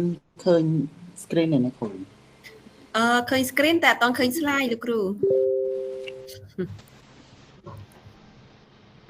ចាឃើញហើយចាឃើញអ្នកគ្រូឥឡូវបាត់ទៅវិញហើយលោកគ្រូបានឃើញចាឃើញហើយចាបានអ្នកគ្រូអធិស្ឋានផងដោយសារតើកុំតើខ្ញុំខូចដល់ពេលអញ្ចឹងទៅខ្ញុំមានតែទូរស័ព្ទខ្ញុំក្របតែចំណុចសំខាន់យកមកនិយាយអញ្ចឹងចាលោកគ្រូអត់អីទេចាបានអ្នកគ្រូសម្រាប់ក្រុមខ្ញុំជាមួយអ្នកគ្រូស្រស់មានចំណាប់អារម្មណ៍ទៅលើមេរៀនទី3ដោយសារតើថ្ងៃដែលpresent មេរៀនទី3ហ្នឹងពួកខ្ញុំអត់បានធ្វើបទបង្ហាញពីមេរៀនហ្នឹងអញ្ចឹងណាអ្នកគ្រូបាទអ្នកគ្រូមេរៀនខ្ញុំចំណាប់អារម្មណ៍មេរៀនទី3ហ្នឹងទៅលើគុណសម្បត្តិរបស់គ្រូបរិញ្ញាយើងបានសិក្សាពីមេរៀនទី1ដល់មេរៀនទី12ហ្នឹងយើងមេរៀនទាំងអស់ពិតជាមានសារៈសំខាន់ផ្សេងគ្នាហើយមេរៀនគុណសម្បត្តិរបស់គ្រូបរិញ្ញាហ្នឹងខ្ញុំចាប់អារម្មណ៍ចំណុច3ធំនៅក្នុងមេរៀនហ្មងគឺចំណុចគុណសម្បត្តិរូបរាងកាយឬកាយសម្បទាគុណសម្បត្តិផ្នែកសិលធម៌ឬសិលគុណសម្បត្តិនិងគុណសម្បត្តិផ្នែកបញ្ញាខ្ញុំបកស្រាយចំណុចទី1គុណសម្បត្តិរូបរាងកាយហ្នឹងគឺយើងត្រូវតែមានកាយសម្បទាសមរម្យកាយសម្បទាគ្រប់គ្រាន់នៅក្នុងការបរិញ្ញាសិស្សមានសុខភាពល្អមានភាពរួសរាយរាក់ទាក់មានអរិយាប័ត្រថ្លៃថ្នូរពេលយើងទៅដល់ថ្នាក់រៀនយើងមានអរិយាប័ត្រថ្លៃថ្នូរមានភាពរួសរាយរាក់ទាក់សិស្សានុសិស្សនៅក្នុងថ្នាក់ក៏គាត់ចាប់អារម្មណ៍យើងគាត់ក៏ឃើញយើងមានភាពរួសរាយក៏គាត់មានចំណងចំណូលចិត្តគិតថាលោកគ្រូអ្នកគ្រូគាត់ពិតជាល្អហើយចំណុចមួយទៀតខ្ញុំចំណុចគុណសម្បត្តិផ្នែកសិលធម៌គុណសម្បត្តិផ្នែកសិលធម៌ហ្នឹងគឺជាការយកចិត្តទុកដាក់ទៅលើសិស្សម្នាក់ៗឲ្យស្មើគ្នាមិនមានភាពរំអៀងមិនថាសិស្សហ្នឹងមានក្រភេទអ្វីក៏ដោយមិនប្រកាន់ពណ៌សម្បុរនៅក្នុងថ្នាក់នោះទេហើយអ្នកគ្រូលោកគ្រូគាត់មានមនសិការវិជ្ជាជីវៈពិតប្រាកដនៅក្នុងការបរិញ្ញាមាននៅក្នុងការបរិញ្ញាលោកគ្រូអ្នកគ្រូមានភាពអំណត់អត់ធ្មត់ទៅបីជាសិស្សហ្នឹងមានបង្កជាភាពជាថាឡូឡានៅក្នុងថ្នាក់ក៏គាត់មានសិលធម៌ក្នុងការព្រៀនបដៅសិស្សសានុសិស្សនៅក្នុងថ្នាក់ហ្នឹងឲ្យស្ដាប់តាមអ្វីដែលគាត់បានដាក់បទបញ្ជាទៅហើយលោកគ្រូអ្នកគ្រូហ្នឹងគាត់មានភាពមើងម៉ាត់ហើយចិត្តទូលាយមើងម៉ាត់ហើយចិត្តទូលាយហ្នឹងគឺសំដៅទៅលើគាត់មើងម៉ាត់ទៅលើកិច្ចការអីមួយទីថាដូចគាត់ដាក់កិច្ចការផ្ទះសិស្សសានុសិស្សហ្នឹងប្រកាសជាមានអ្នកខ្លះធ្វើនិងមានអ្នកខ្លះមិនធ្វើប៉ុន្តែគាត់ត្រូវមានភាពមើងម៉ាត់ថាប្រមូលកិច្ចការផ្ទះអ្នកដែលអត់ធ្វើអត់បានបន្ទុកហើយយើងត្រូវសួរគាត់ថាតើហេតុផលអីបានជាគាត់មិនបានធ្វើកិច្ចការផ្ទះបើមិនជាគាត់មានហេតុផលត្រឹមត្រូវសមរម្យណាមួយយើងជាលោកគ្រូអ្នកគ្រូត្រូវបានចិត្តទលាយហើយនឹងអនុគ្រោះជូនគាត់ហើយខ្ញុំបកស្រាយចំណុចទី3គុណសម្បត្តិផ្នែកបញ្ញាគុណសម្បត្តិផ្នែកបញ្ញាហ្នឹងលោកគ្រូអ្នកគ្រូគាត់ត្រូវមានវប្បធម៌ទូលំទូលាយគាត់ត្រូវមានសុភវិនិច្ឆ័យខ្ពស់គាត់ត្រូវចេះវិនិច្ឆ័យថាសិស្សនេះនឹងធ្វើអ្វីមួយនឹងត្រូវអត់ឬក៏ខុសអត់គាត់ត្រូវមានភាពឆ្លាតវៃក្នុងការទៅចំណេះដឹងទៅសិស្សពីម្នាក់ទៅម្នាក់នៅក្នុងថ្នាក់ហ្នឹងហើយលោកគ្រូអ្នកគ្រូគាត់ត្រូវចេះអនុវត្តវិធីសាស្ត្រក្នុងការបង្រៀន ដូចជាគាត់ត្រូវមានការរៀបចំកិច្ចតែងការក្នុងការបរៀនសិស្សានុសិស្សនៅក្នុងថ្នាក់ហ្នឹងហើយគាត់ហើយលោកគ្រូអ្នកគ្រូគាត់ត្រូវចេះទទួលយកការរិះគន់ពីអ្នកដទៃមានន័យថាផ្នែកបញ្ញាហ្នឹងគាត់ចង់អភិវឌ្ឍផ្នែកបញ្ញាគាត់បានគាត់ត្រូវតែបើកចិត្តទូលាយក្នុងការទទួលយកការរិះគន់ពីអ្នកដទៃពេលខ្លះយើងអត់អាចមើលឃើញនៅចំណុចខ្វះខាតរបស់ខ្លួនឯងទេប៉ុន្តែលោកគ្រូអ្នកគ្រូដទៃឬក៏អ្នកដែលមានឋានៈខ្ពស់ជាងយើងនោះគាត់អាចមើលឃើញពីចំណុចខ្វះខាតណាមួយរបស់យើងហើយយើងអាចបើកចិត្តនឹងទទួលយកអ្វីដែលគាត់បានប្រាប់មកយើងវិញហើយសេចក្តីបញ្ចប់នៅមេរៀនហ្នឹងលោកគ្រូអ្នកគ្រូទាំងអស់ដែលមានចង់បានគុណសម្បត្តិទាំង3ហ្នឹងពិតជាមិនងាយស្រួលក្នុងការស្វែងរកឯងយើងមានពិតជាមានភាពលំបាកអញ្ចឹងលោកត្រាតែលោកគ្រូអ្នកគ្រូទាំងអស់គាត់មានស្មារតីព្យាយាមស្រឡាញ់វិជ្ជាជីវៈរបស់ខ្លួនឯងហើយគាត់ត្រូវខិតខំប្រឹងប្រែងបន្ថែមទៀតអ្នកគ្រូខ្ញុំមានចំណាប់អារម្មណ៍ប៉ុណ្ណឹងអ្នកគ្រូចាអរគុណលោកគ្រូបានចាអរគុណច្រើនលោកគ្រូអៀងចាអ្នកគ្រូស្រស់ចាអ្នកគ្រូចាអរគុណអញ្ចឹងអ្នកគ្រូមានអីចង់បន្ថែមទេ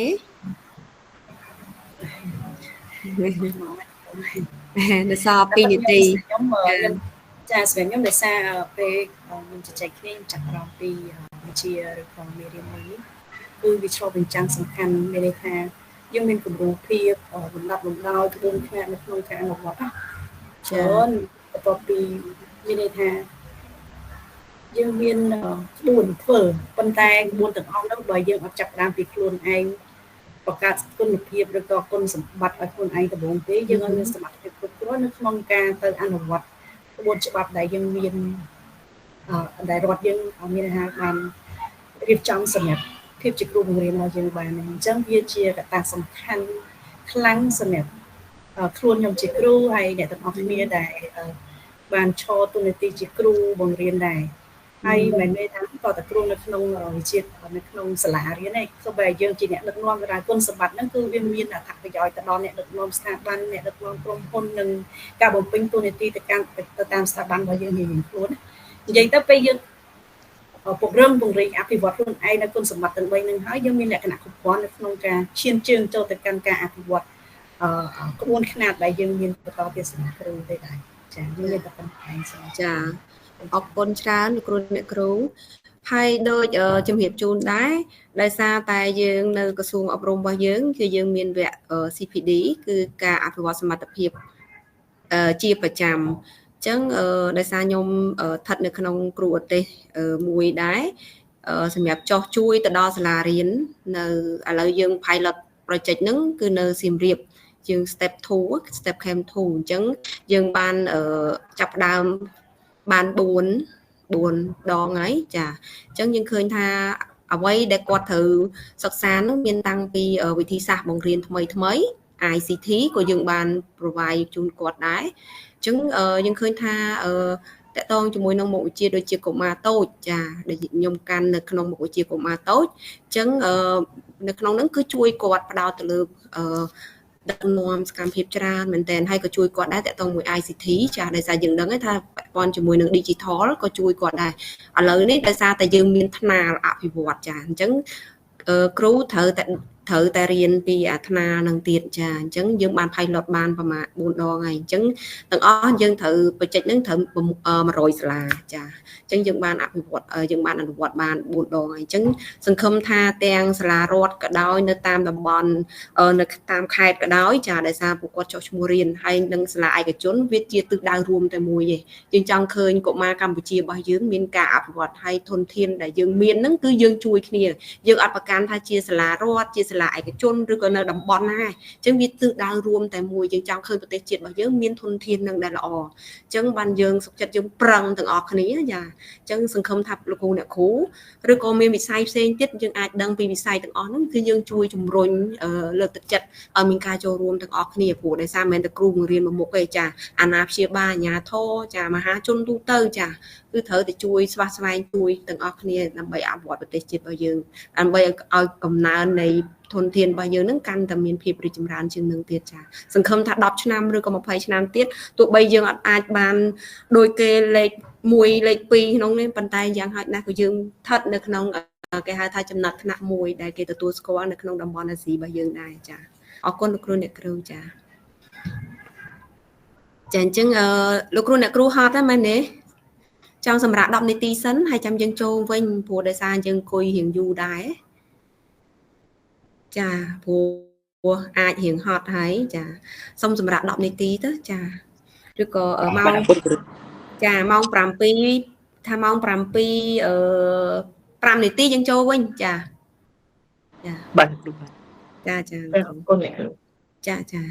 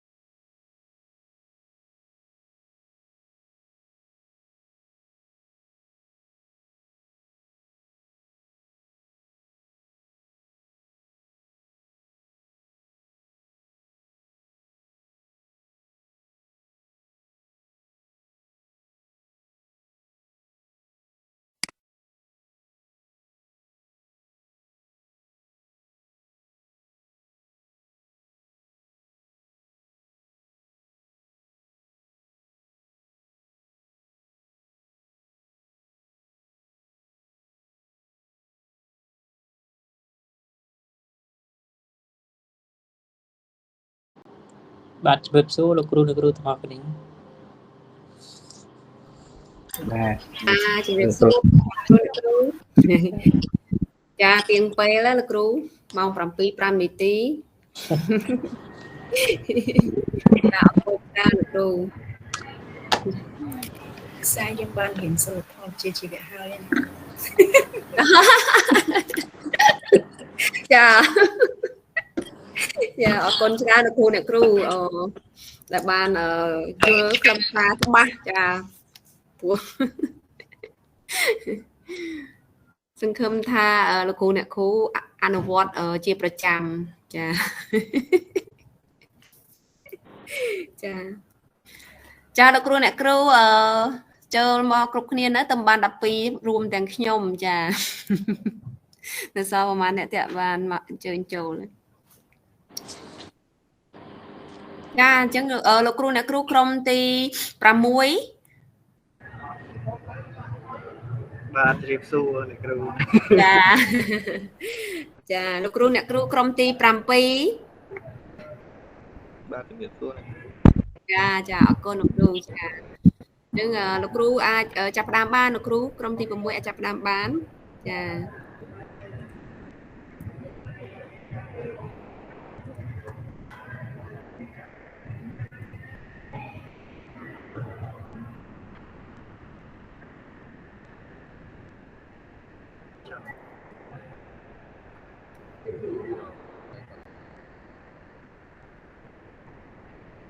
ឃើញឃើញ ឃើញគ្រូឃើញ ចាមិញឃើញរូបគូលោកគ្រូចា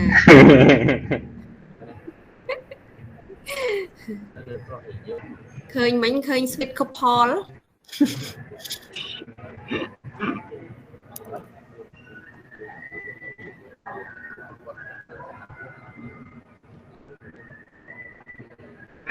លោកគ្រូអ្នកគ្រូបានឃើញ slide ចាឃើញលោកគ្រូឃើញ បាទលោកគ្រូឃើញលោកគ្រូ ចា បាទអញ្ចឹងខ្ញុំសូមចាប់ផ្ដើមអ្នកគ្រូព្រោះដោយសារតែថ្ងៃហ្នឹងរឿងថាក់តិចដែរ ចាចាលោកគ្រូចា ច្រើនផង ចាចាយល់លោកគ្រូអត់អីទេតាមជំនួស ថ្ងៃនេះដែរខ្ញុំតំណាងក្រុមទី6ជាមួយ លោកគ្រូមេរតនា បាទជាមួយនឹងលោកគ្រូរតនាសម្រាប់ការឆ្លងចាំងទៅលើមេរៀនដែលបានសិក្សាទាំង12មេរៀននេះសម្រាប់ខាងខ្ញុំខ្ញុំលើកយកមេរៀនទី10ករណីកិច្ចរបស់គ្រូបង្រៀនចំពោះសិស្សតែករណីកិច្ចរបស់គ្រូបង្រៀនយើងមាន5ទី1គឺអប់រំបញ្ញាទី2អប់រំកាយទី3អប់រំសិលធម៌ទី4អប់រំពលកម្មហើយទី5អប់រំសិលជីសិលបរិជាសម្រាប់ការអប់រំបញ្ញាយើងសំដៅទៅលើការដល់ចំណេះដឹងដែលជាមូលដ្ឋានសម្រាប់ឲ្យគាត់អាចយកទៅប្រើប្រាស់បាននៅក្នុងសង្គមបង្រៀនគាត់ឲ្យចេះត្រិះរិះពិចារណាគិតគូរថ្លឹងថ្លែងវែងញែកចំណុចខុសទៅរហូតដល់អាចគាត់ប្រើឈានទៅដល់ការគាត់មានគំនិតច្នៃប្រឌិតអ្វីថ្មីថ្មីនឹងការប្រើវិចារណញ្ញាណក្នុងការសម្រេចគិតទៅលើអ្វីមួយដែលត្រឹមត្រូវអប់រំកាយទី2អប់រំកាយត្រង់នេះគឺយើងជាផ្នែកមួយដែរដែលសំខាន់សម្រាប់ការលូតលាស់របស់សិស្សយើងផ្ដោតទៅលើទាំងរូបរាងកាយទាំងស្មារតីអញ្ចឹងការអប់រំកាយនេះដែរគឺក៏ជាការបង្កើតការចូលរួមមួយដែរសម្រាប់សិស្សគាត់ដូចជាការសហការគ្នាជាក្រុមនិយាយរួមការអប់រំកាយនេះគឺគោលបំណងសំដៅឲ្យសិស្សមានរូបរាងកាយមាំមួនសុខភាពល្អអាចជាចំណែកមួយក្នុងការអភិវឌ្ឍប្រជាជាតិហ្នឹងចំណុចទី3គឺអប់រំសិលធម៌អប់រំសិលធម៌នេះគឺអប់រំពុទ្ធសាស របស់យើងឲ្យគាត់ជាកូនសិស្សល្អជាកូនល្អជាសិស្សល្អជាមិត្តល្អនិងជាពលរដ្ឋល្អនៅក្នុងសង្គមផងដែរអប់រំសិលធម៌នេះដែរក៏បង្រៀនឲ្យពួកគាត់មានបុគ្គលិកលក្ខណៈរស់នៅស្គាល់ហេតុផលរស់នៅក្នុងសង្គមមានសណ្ដាប់ធ្នាប់វប្បធម៌ច្បាស់លាស់ចំណុចទី4អប់រំពលកម្មអប់រំពលកម្មកន្លែងនេះគឺយើងសំដៅលើជំនាញវិជ្ជាជីវៈខ្លីៗងាយដែលពួកគាត់អាចយកទៅប្រើប្រាស់នៅថ្ងៃអនាគតទៅលើការប្រកបរបរចិញ្ចឹមជីវិតរបស់គាត់ហើយចំណុចទី5គឺអប់រំសិលបវិជ្ជាសម្រាប់ចំណុចនេះដែរគឺដូចជាអ្នកគ្រូនៅក្នុងក្រុមទី5អ្នកគ្រូប្រុសក៏បានលើកឡើងហើយគឺឲ្យយើងស្គាល់ពីអ្វីដែលថាសោភ័ណ្ឌនៅក្នុងជីវិតអញ្ចឹងនៅក្នុងចំណុចទាំង5នេះសមាជិកភាពទាំង5នៃការអប់រំដែលជាករណីកិច្ចរបស់គ្រូនេះគឺយើងមាន3ដែលមិនអាចខ្វះបានគឺអប់រំបញ្ញាអប់រំកាយនិងអប់រំសិលធម៌បាទការឆ្លងបញ្ចាំងមួយទៀតទៅលើមេរៀនទី12ទៅលើមូលដ្ឋានទៅលើគុណធម៌នៅក្នុងនោះដែរយើងបានដឹងហើយមូលដ្ឋានគ្រឹះគុណធម៌គឺយើងមាន2យើងដែលជាមូលដ្ឋានគ្រឹះគឺទី1គឺទស្សពិតវិធធម៌យើងមាន10ហើយនឹងព្រមវិហារធម៌ទាំង4បាទទស្សពិតវិធម៌ទាំង10ទស្សពិតធម៌ទាំង10នេះគ្រប់បុគ្គលទាំងអស់គាត់គួរតែមានទាំងគ្រូបង្រៀនទាំងសាស្ត្រាចារ្យមន្ត្រីរាជការបុគ្គលិកក្រុមហ៊ុនអីគាត់គួរតែមានត្រូវតែមានទស្សពិតធម៌ទាំង10ហ្នឹងគឺមានទី1ចិត្តទូលាយមិនចង្អៀតចង្អល់ទី2មានសិលធម៌នៅក្នុងខ្លួនទី3មានភាពស្មោះត្រង់ទី4មានភាពកាត់ទុនខ្លួនទី5ការលះបង់មានការលះបង់ខ្ពស់ទី6ការមិនក្រេវក្រោធទី7ការអត់ធ្មត់អត់ធន់ទី8យើងមិនបៀតបៀនអ្នកដទៃទី9ការលះបង់អំពើអាក្រក់ចំណុចទី10គឺការធ្វើមិនឲ្យខុសមិនធ្វើឲ្យខុសត្រង់ចំណុចទី10នេះគឺយើងផ្ដោតទៅលើថាបើយើងរស់នៅក្នុងប្រទេសមួយយើងដឹងច្បាប់ប្រទេសមួយយើងកុំប្រព្រឹត្តឲ្យខុសច្បាប់ទម្លាប់អញ្ចឹងនៅក្នុងស្ថាប័នដូចគ្នាដែរបាទព្រមវិហារធម៌ទាំង4យើងដឹងហើយមានបេតាករុណាមុទិតានិងឧបេក្ខាសម្រាប់ការឆ្លងចាំងមេរៀនទាំង12ខ្ញុំដែលខ្ញុំជ្រើសរើសពីមេរៀននេះគឺមានប៉ុណ្ណឹងអ្នកគ្រូសូមអរគុណអរគុណលោកគ្រូចាអរគុណលោកគ្រូសុភីចាលោកគ្រូរតនាមានអីចង់ចូលរួមទេលោកគ្រូដោយសារនៅសល់ពេល3នាទីឧស្សាហ៍ច្រើនណាស់ចាខ្ញុំក៏ចាប់អារម្មណ៍មកទៅខុសពីលោកគ្រូសុភីដែរតើតងជាមួយនឹងការដែលគាត់បានចែកចាយជួយអំពីករណីកិច្ចរបស់គ្រូបរិញ្ញាផ្សេងតែក៏មិនសូវមិញហ្នឹងក៏ចាប់អារម្មណ៍អំពីករណីកិច្ចរបស់សិស្សហើយក៏បានទៅគួយមើលទូទ្រូអំពីករណីកិច្ចរបស់សិស្សហើយដែរហ្នឹងហើយអញ្ចឹងអត់មានអីបន្ថែមទេអ្នកគ្រូមានតែប៉ុណ្្នឹងចាអរគុណច្រើនលោកគ្រូចាលោកគ្រូអ្នកគ្រូក្រុមផ្សេងតកតងជាមួយនឹងគុណធម៌ចាដោយសារម្សិលមិញមេរៀនរបស់លោកគ្រូ ចា អត់ មែ មាន នអី លោកគ្រូ បន្ថែមទេអ្នកគ្រូ ចាចា Rồi cô. លោកគ្រូម៉េង ចាអរគុណសូមអញរបស់លោកគ្រូគីម៉េងចា slide យកមកគៀក ចា មក ចាចាអត់អីលោកគ្រូអរគុណច្រើនចាដោយសារលោកគ្រូម៉េងគាត់ចាំយូរហើយអញ្ចឹងព្រោះឥឡូវកំពុងតែអារម្មណ៍រំជើបរំជួលច្បោកច្បល់ចាពេលខ្លះវាគៀកណាចាដល់ពេលគៀកទៅសួរអីក៏អត់ទេចាពួកគៀកពេកហើយចាអញ្ចឹងអរគុណច្រើនលោកគ្រូចាលោកគ្រូសុភីអរគុណលោកគ្រូរតនាសូមបន្តក្រុមទី7ចា លោកគ្រូពេញដាក់ slide លោកគ្រូឲ្យលោកគ្រូចាប់ផ្ដើមមុនណាចាំតាមក្រោយតាមក្រោយលោកគ្រូបញ្ញា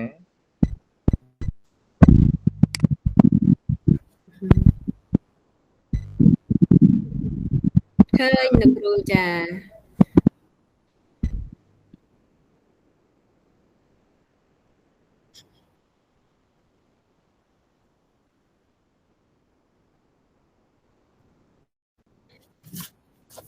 ចា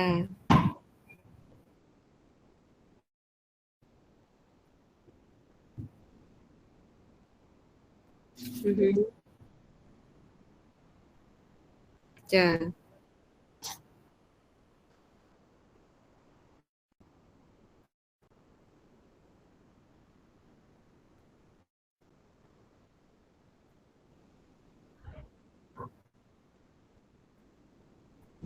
ចា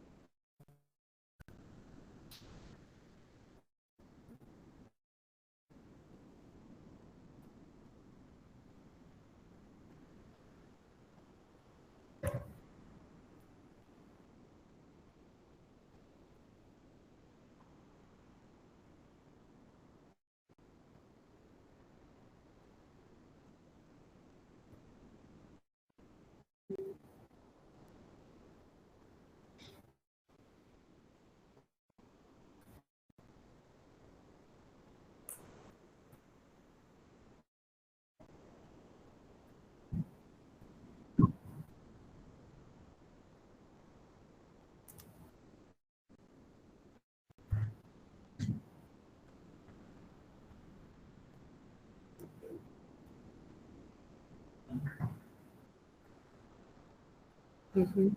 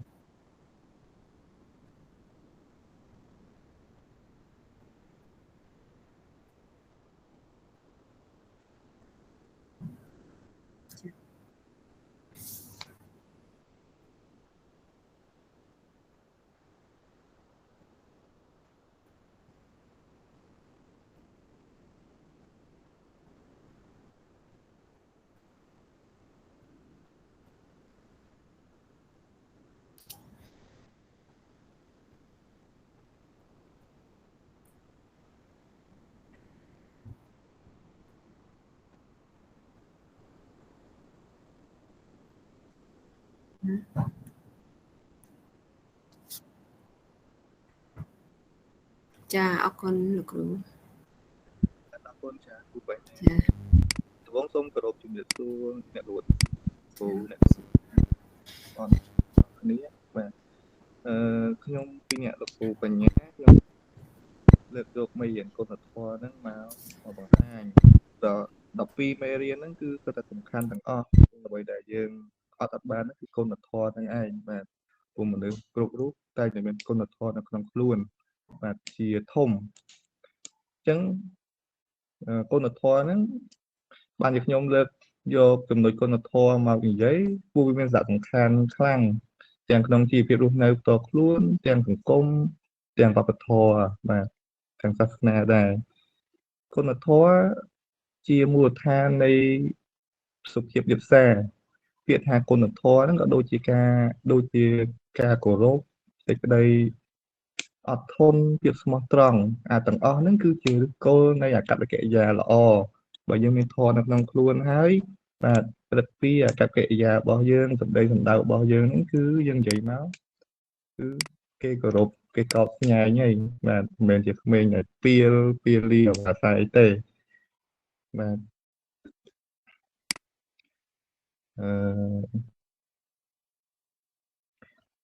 អញ្ចឹងខ្ញុំសូមថែមតិចទៀតសង្គមដែលមានសមាជិកដែលមានធម៌ប្រកបជាមានការអភិវឌ្ឍមានសន្តិភាពនិងការរស់នៅប្រកបដោយប្រុងប្រយ័ត្នឧទាហរណ៍ថាសង្គមមួយដែលមានធម៌ការមិនលួចទ្រព្យគេចឹងមានន័យថាសង្គមនឹងមានសុវត្ថិភាពហើយបាទការជួបគ្នាទៅការជួយគ្នាទៅវិញទៅមកចឹងមានការសង្គមហ្នឹងគឺបង្កើតសាមគ្គីភាពហើយមានសាមគ្គីភាពកើតឡើងបាទគុណធម៌គឺជាអ្វីដែលធ្វើឲ្យមនុស្សខ្ពស់ជាងសត្វបើសត្វវាខឹងវាខំគ្នាបាទបើមនុស្សបើយើងមានធម៌នៅក្នុងខ្លួនបើយើងមានបញ្ហាអីយើងអាចជជែកគ្នារកដំណោះស្រាយដែលល្អមកប្រើយើងបាទឬក៏ជ្រើសរើសធ្វើអ្វីដែលល្អបាទបង្កើតភាពថ្លៃថ្នូរផលប្រយោជន៍ខាងផ្លូវចិត្តសម្រាប់ធម៌គឺការមានគុណធម៌ល្អដូចជាការអត់ឱនការដឹងគុណជួយឲ្យចិត្តស្ងប់មានធ្វើឲ្យយើងមានសុភមង្គលនិងអាចរស់នៅដោយគ្មានភាពសៅហ្មងចិត្តទេបាទឬក៏គ្មានភាពសោកសៅនៅក្នុងចិត្តទេបើយើងមានធម៌នៅក្នុងខ្លួនណាយើងមិនឈ្នានីសឬក៏មិនឈ្នានីសនឹងអ្នកដទៃគុណធម៌គឺជាមរតកដែលមានតម្លៃបំផុតសម្រាប់អ្នកអភិវឌ្ឍ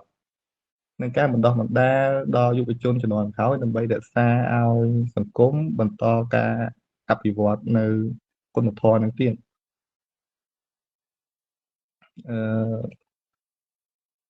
ព្រះពុទ្ធសាសនាបាន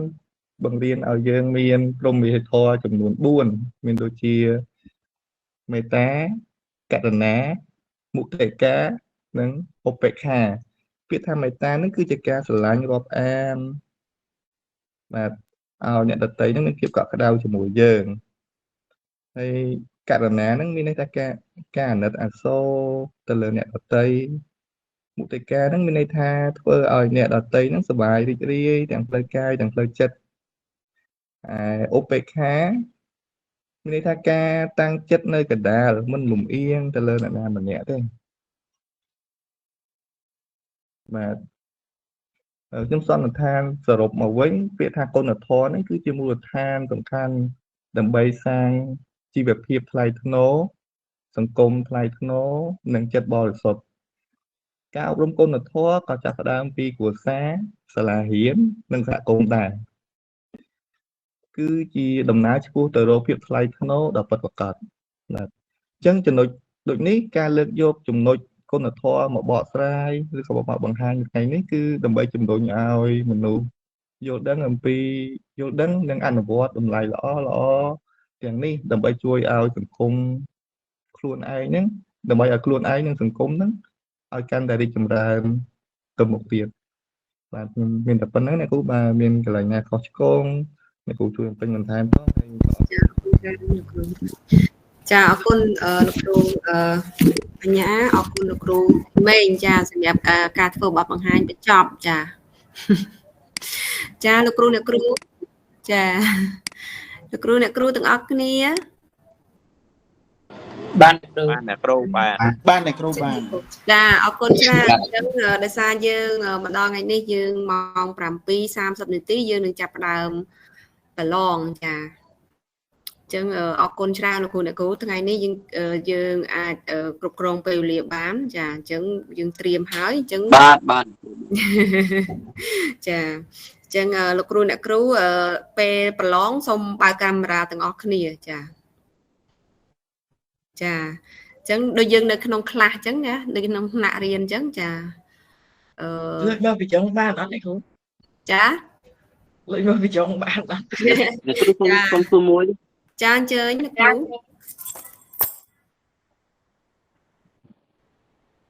អ្នកគ្រូអាហ្នឹងពេលយើងធ្វើអត់តាន់វា submit auto ឬក៏មិនអ្នកគ្រូលោកតតែលោកគ្រូ submit មកបានអូតូបើលោកគ្រូអត់ submit មកខ្ញុំទទួលអត់បានទេចាតែ submit មុនមកបាទចាបាទចាអញ្ចឹងលោកគ្រូអ្នកគ្រូចាំទទួលរង្វាន់ខ្ញុំអរគុណលោកគ្រូអ្នកគ្រូចាអញ្ចឹងជាបឋមចាដោយសារយើងអាចថាតិចទៀតចប់អញ្ចឹងនៅសល់ពេល2នាទីចាជាកិច្ចទៅហើយចាឆ្លៀតឱកាសនេះខ្ញុំសូមអរគុណចាអរគុណលោកគ្រូអ្នកគ្រូទាំងអស់គ្នាដែលបានចូលរួមចាតាំងពីថ្ងៃចាប់ផ្ដើមចារហូតដល់ថ្ងៃបញ្ចប់ចាអរគុណច្រើនសម្រាប់ការចូលរួមហើយអរគុណសម្រាប់ការប្រឹងប្រែងខិតខំទោះបីជាហត់នឿយចាការងារកម្រិតហ្នឹងតែលោកគ្រូអ្នកគ្រូបានព្យាយាមប្រឹងប្រែងបំពេញនៅកាតព្វកិច្ចរបស់លោកគ្រូអ្នកគ្រូបានគ្រប់គ្នាចាហើយក៏ជូនពរលោកគ្រូអ្នកគ្រូសុខភាពល្អចាទទួលបានជោគជ័យហើយប្រឡងជាប់គ្រប់គ្នាដែរចាអរគុណណាស់ចាអរគុណអ្នកគ្រូមុខវិជ្ជាក្រោយមានជួបអ្នកគ្រូទៀតអត់អត់ទេអ្នកគ្រូមុខវិជ្ជាផ្សេងគ្រូផ្សេងចាចាបើចង់ជួបថ្ងៃសៅរ៍អាទិត្យចាដោយសារខ្ញុំមាន start ពីថ្ងៃសៅរ៍អាទិត្យចាផ្ទាល់ចា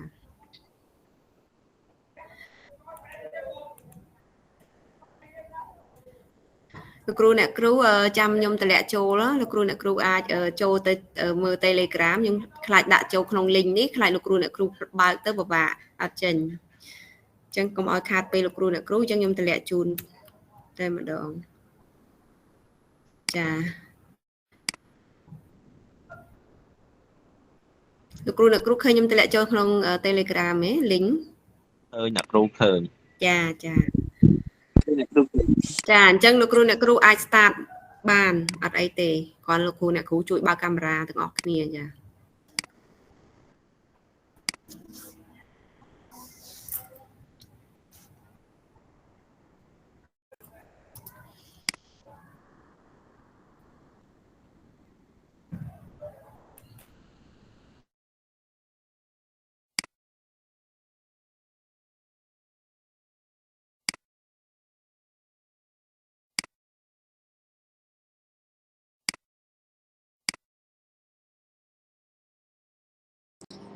អ្នកគ្រូផុតកំណត់ម៉ោង 8 កន្លះណាគ្រូ